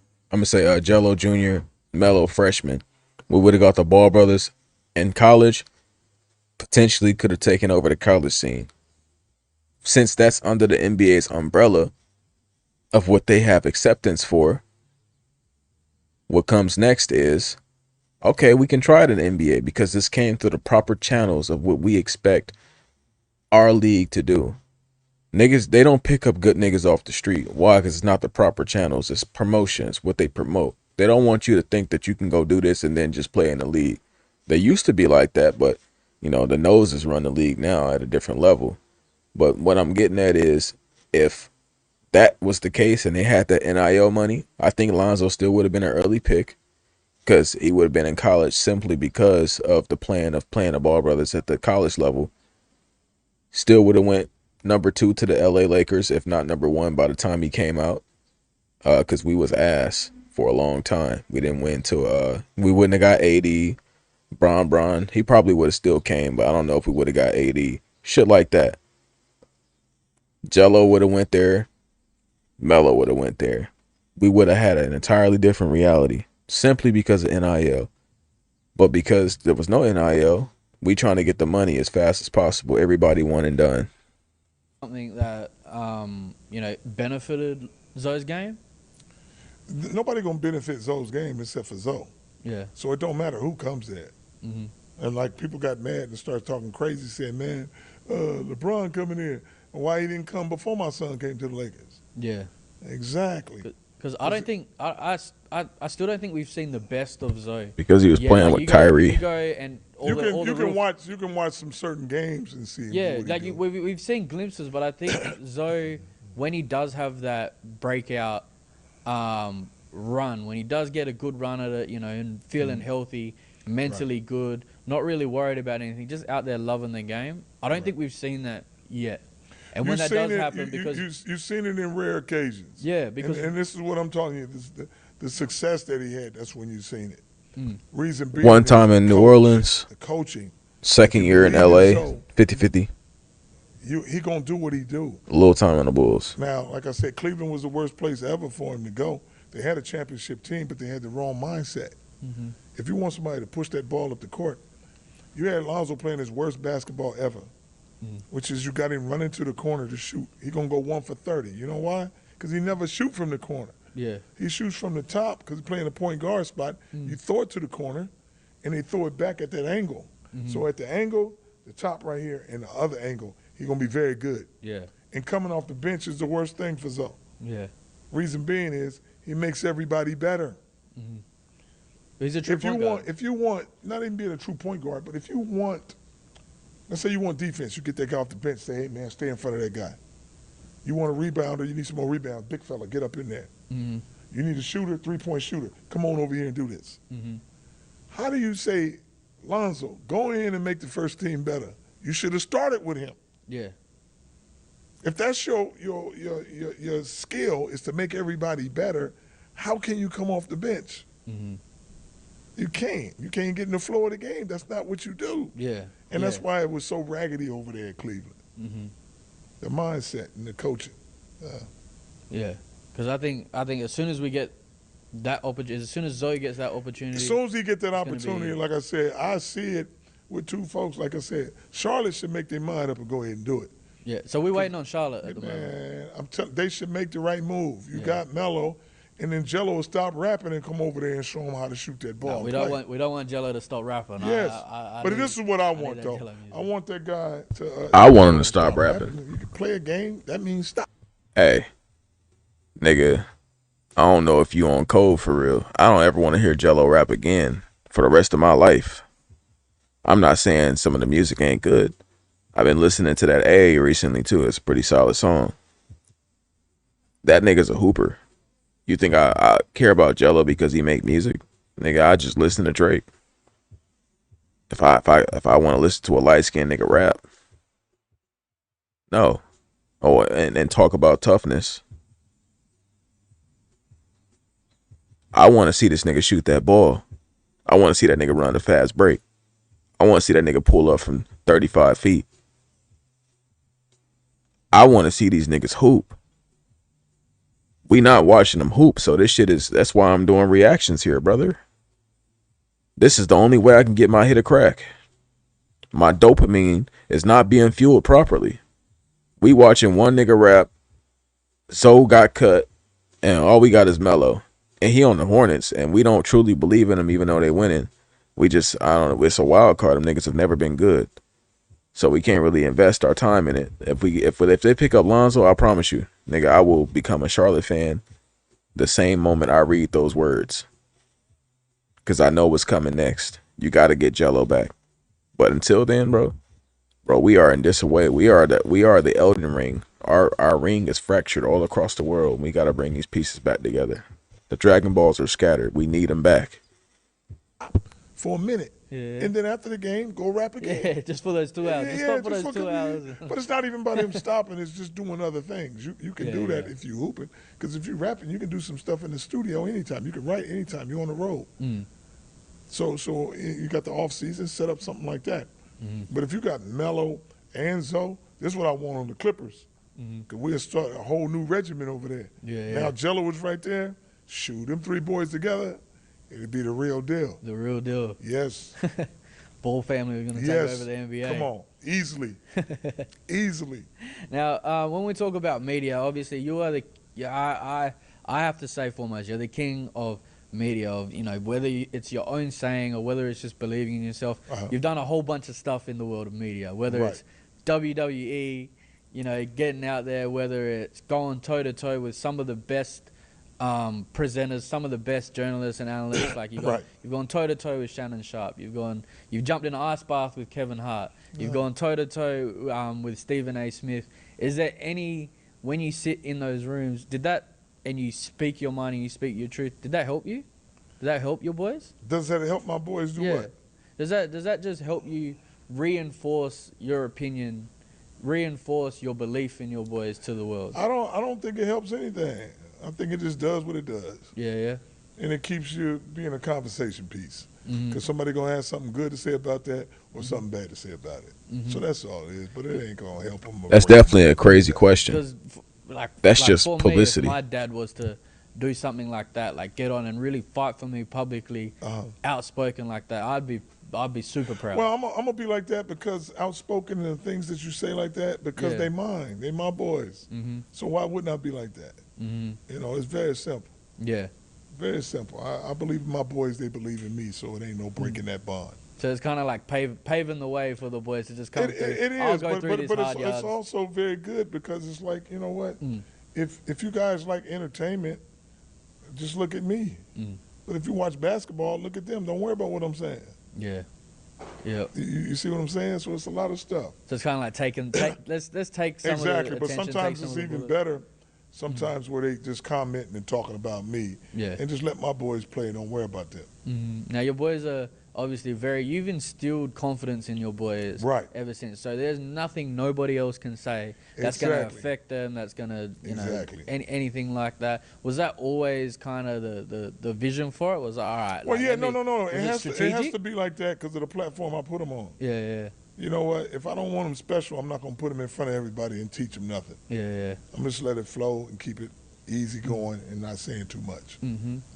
But the way I put them like that, they always been pleasing to the eye. Mm-hmm.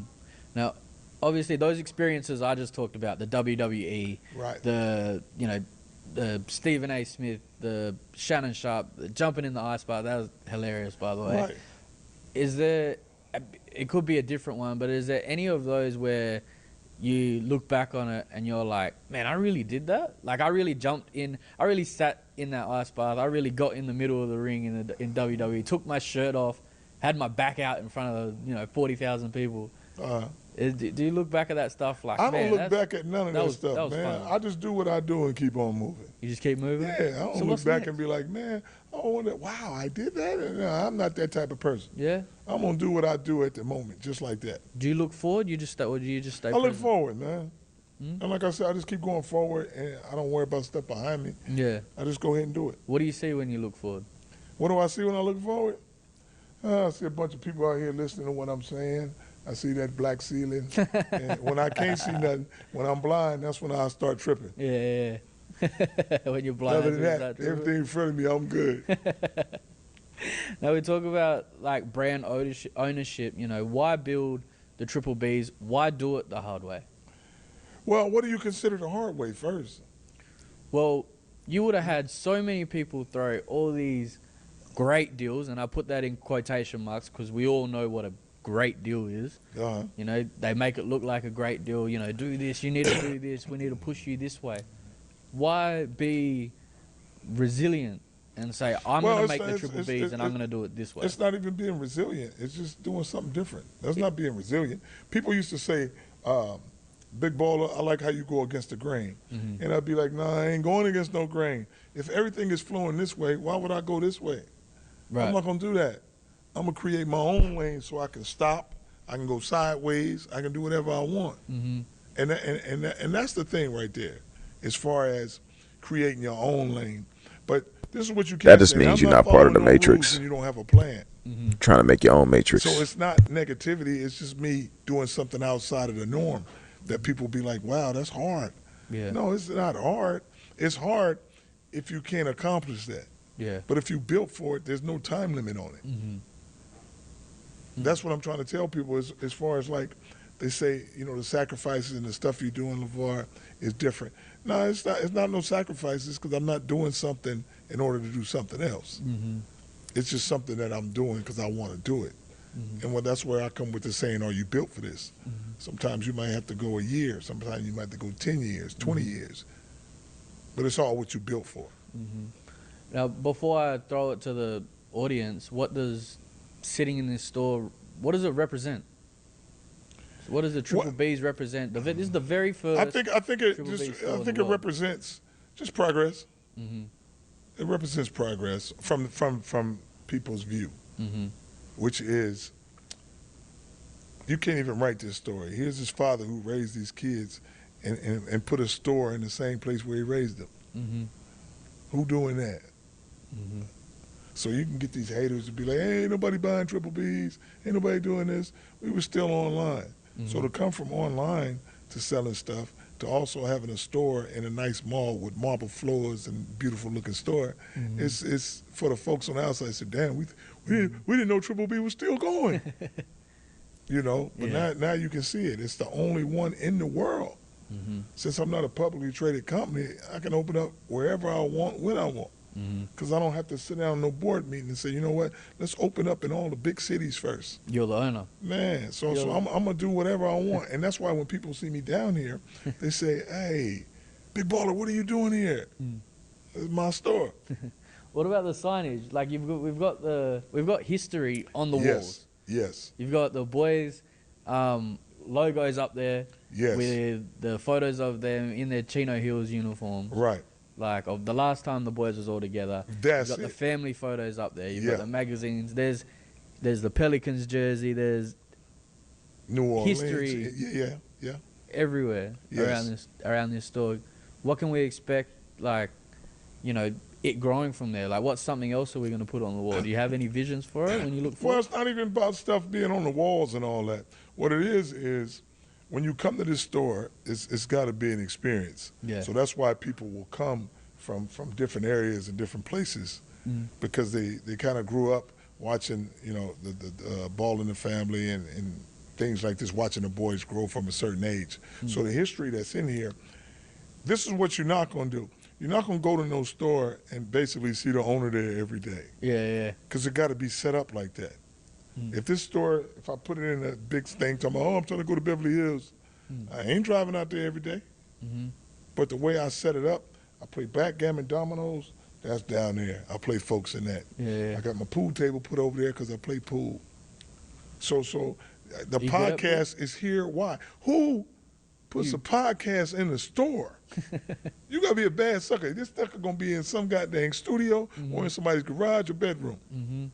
I put it in the store.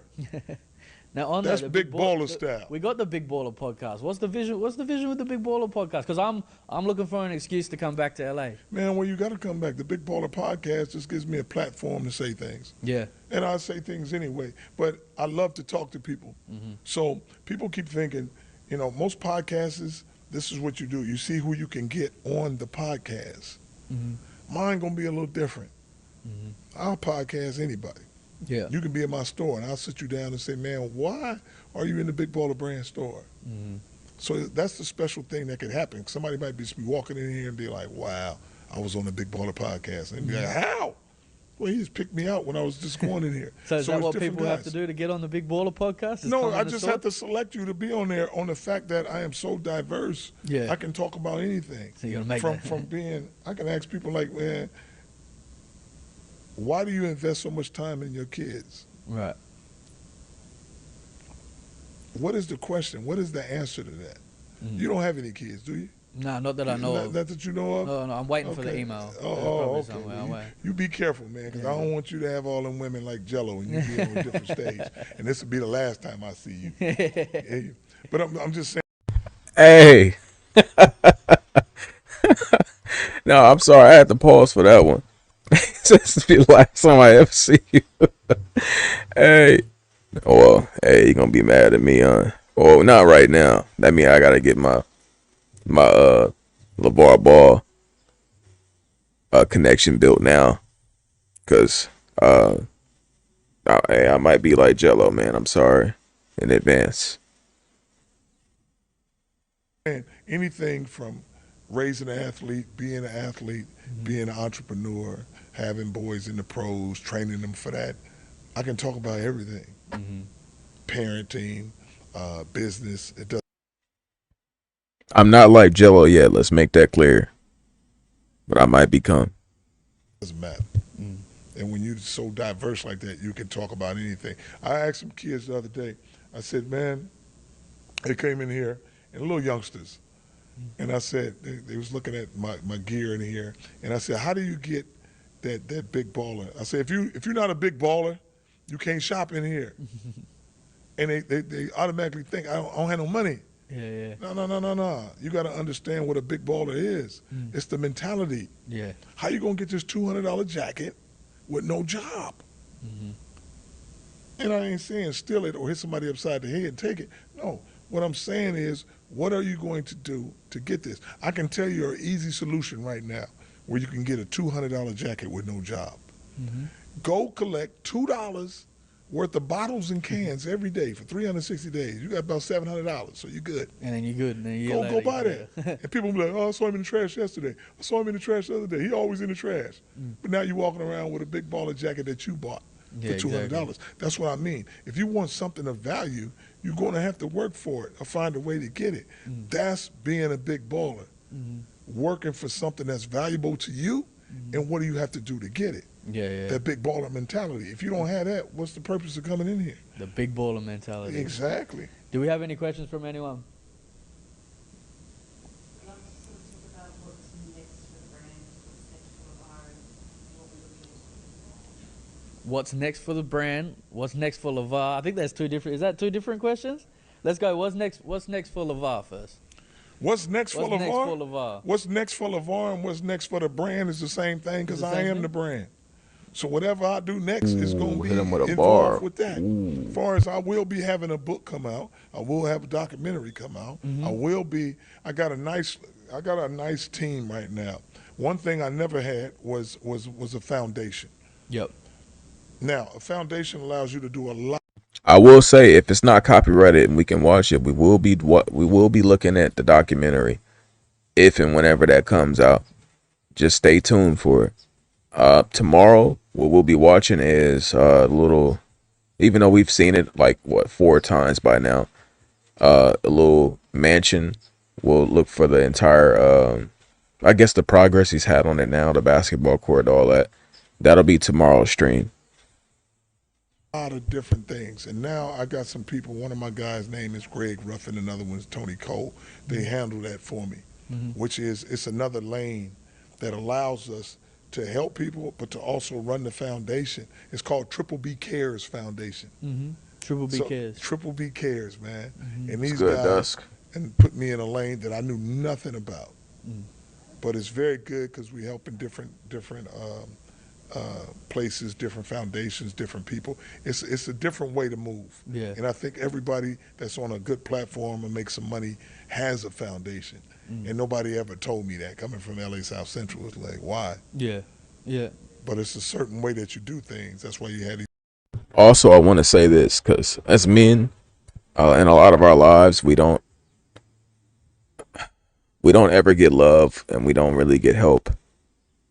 But I want to assure you, as a man, you can't do nothing great by yourself. In a lot of cases, you could be that 1% of man that does.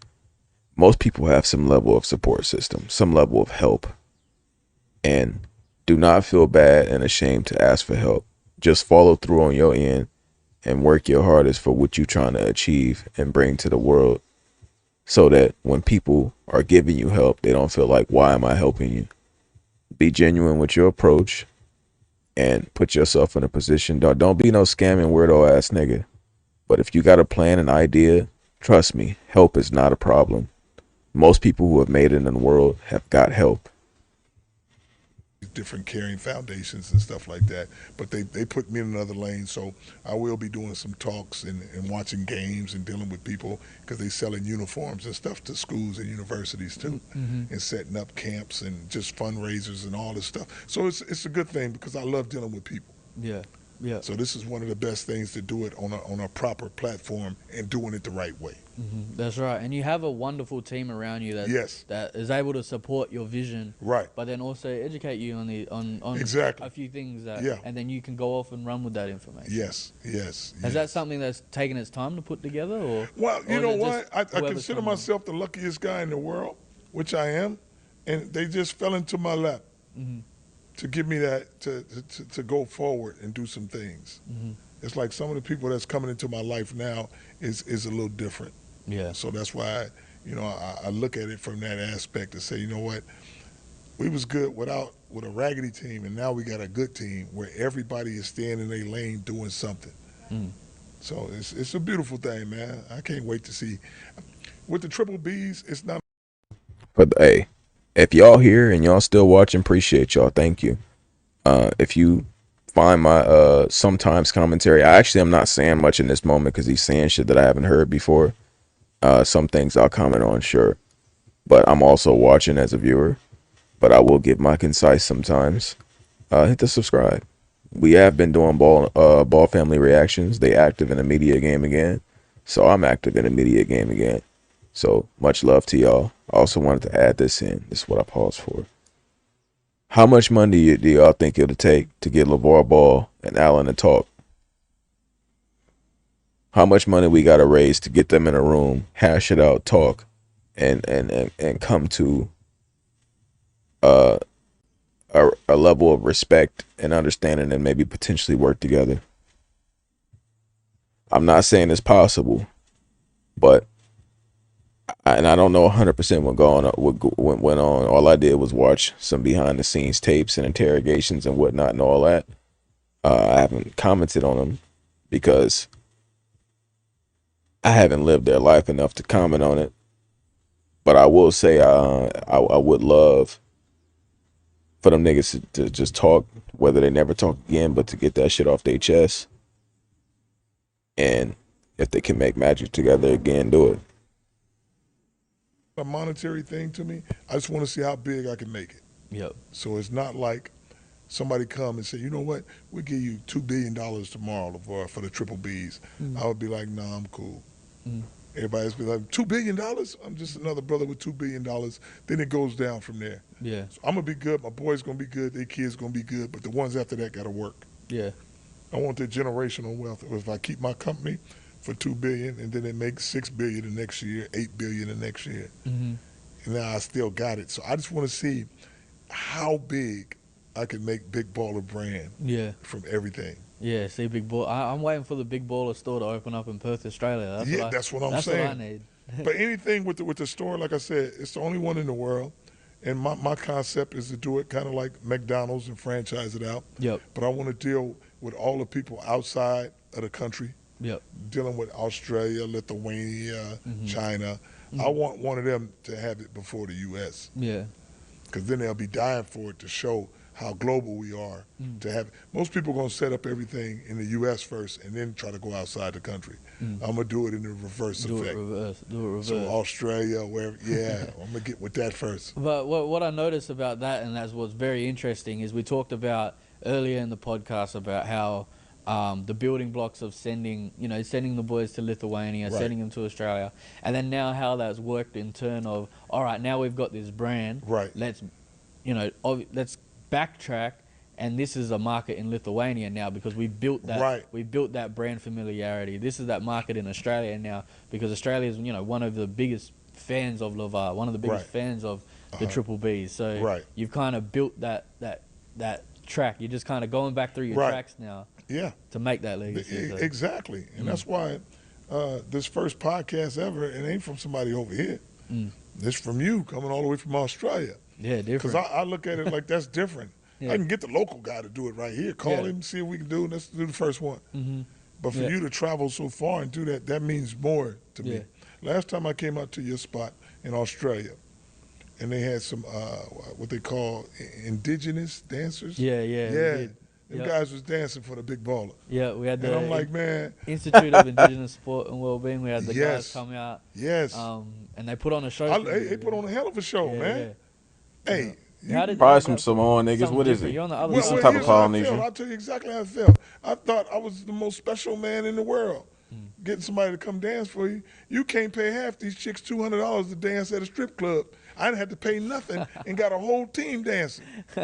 But that's something like, obviously being indigenous. What you know about the strip club, Big Baller? We're very proud of that. We're very it's something that we try to showcase whenever we can because we've been so oppressed by, throughout the years that for you to come and someone, a big outspoken black man like yourself, Damn, big outspoken black man.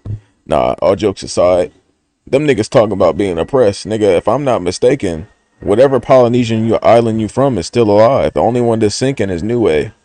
You got somewhere to go back to. Your struggle is nothing like a black nigga. We ain't got nowhere to go to. You go back to Africa, them niggas whoop you over the head and take your money. They say you ain't not like. Imagine a nigga like LaVar Ball out there in Africa.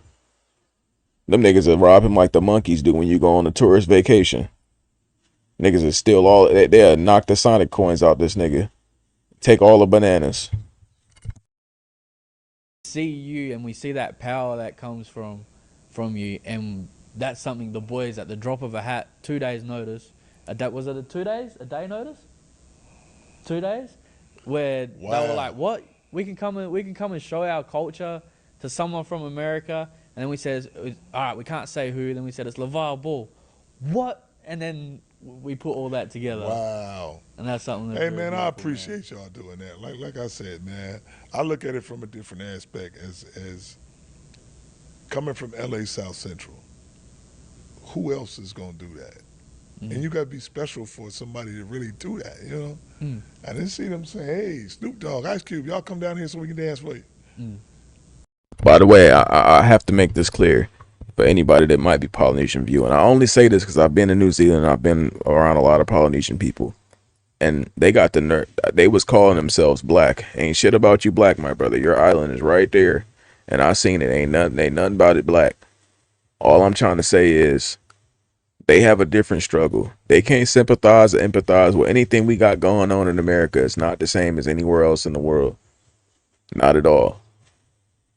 What I'm saying that for is y'all got y'all unique struggle, and I appreciate if we can make the distinction, but also have respect and appreciation for what we got going on. That's pretty much it. No, they did that for the big baller. That's why I was like, for the big baller, I gotta be a cold dude. You gotta have some love out there, man. Yeah, and like I was telling them, I'm not just here for no events and stuff like that. I'm here because I love talking to people, and I love meeting new people. And like I tell them, I said, man, they out here doing all this in front of the cameras and all that. I looked at it as going to Australia and meeting some new mates. I said, how many brothers from the hood got some mates? None of y'all. But I do. You got some mates. Yeah, I got some mates. What you talking about? No, that was beautiful. Well, I'm glad we was able to make that impact on you and that cultural impact as well. Because that's something that's very close to my heart. Okay, okay. Very proud of that. Do we have any other questions here before I go into our closing segments? For LaVar, when LaMelo was at Louisiana, like I saw him do a video of like the size of the bottles. Like, how was that transition from like everything being so small compared to everything being so big? Out of curiosity. Out of curiosity, as long as it go down your throat, who cares? Yeah. Hello? Maybe we had to drink 10 bottles. That's all. Out of curiosity. The video of like the size of the bottles. Like, how was that transition from like everything being so small compared to everything being so big? Out of curiosity. Out of curiosity, as long as it go down your throat, who cares? Yeah, like maybe we had to drink 10 bottles. That's all. But ain't no big thing. As long as you can get it. You know, that's how I look at it. Pause. Before I move on, anyone else? So, man, we talked about a lot today, didn't we? Talked about you know what? I don't even know if it's a lot, man. I'm just talking. We just talking? It's so natural, and that's why, Izzy, one of the things I love about you, man, is so comfortable sitting here and talking with you. And I think some of these other guys are a little different. They have a hidden agenda. Yeah. So that's why you're going to get something crazy, or you talk to me crazy, I'm going to talk to you crazy. Yeah. Or they're trying to find out something else. They want that But clickbait. you just so natural, so it's just like us just kicking at the house and just chopping it up. Ain't seen you in a minute. And how you doing over there, and you see how we doing over here. So it's just like a little catch up. Yeah, exactly. So it's more natural where it can go 2 or 3 hours, and I wouldn't even be like, man, we were talking for 3 hours. Yeah. It's just a friendly thing, man. It was something different. Whenever I told like all my homeboys from back home, oh, I'm going to LA. What are you going to LA for? Oh, I'm going out to Chino Hill and I'm going to interview LaVar on his podcast. All of them said, excuse my language, why the fuck does LaVar want you to come out there and interview you? Why you, of all people? And I'm still asking myself that same damn question. Yes. But it's beautiful because to you're be good out people, here, man. Here's the thing. When I came out to Australia to meet you for the first time, that how your character is and how you respond and how you ask, that's what's either going to bring me back to you. Here's what's going to happen when you meet somebody. Either it's going to be a good relationship or a bad one. The bad one is, I would tell Serena, nah, I'm not dealing with that dude. I know what he about. I'm not doing that. Or I'm going to be like, oh, hell yeah, bring my man out. We good. Yeah. Tell him come by the house, we chop it up, and we good. Because I know you ain't in for that hidden agenda, the clickbait. You just interested on what's going on with the big baller. Exactly. That's a different thing. Exactly. Well, there's so much like negative stuff in the world. Well, there's so much to be, Because, why do that? Why? I don't mean to cut you off like that, but some of these podcasts. I mean to cut y'all off like that. Hey, I'm going to need y'all to tune back in. We'll finish this. We'll finish the rest of this tomorrow. And we'll do the little mansion. Let me see. Oh, I'll watch it momentarily. But we'll do the mansion one tomorrow. Why am I doing this? Tyson Fury about to fight, brother. I'm sorry. I as much as I love streaming, appreciate you guys. Brother, Tyson Fury is my favorite fighter of all time. It's about to happen. So shout out to Isaac, shout out to Dusk, shout out to Your boy XW. And shout out to David James. Appreciate y'all. Shout out to the people that just watched me. Got me in the background. Get you through your day. Show some love. Show some support. Hit the thumbs up. Hit the subscribe. We will say some wild shit on occasion. Some funny stuff. We are covering the Ball family in this moment right now. We will play some games at another time. Thank you guys. Appreciate y'all. I've been streaming more consistently. If my son isn't here, I'm gonna stream daily. It is what it is. I didn't stream yesterday though. I was tired, bro. I'm gonna be honest. That nigga, when he's here, he takes all your energy. All the energy you think you got as a man. If you young and you got enough money, bro, have your kids now. Do it now. 25, 26, 24, do it now.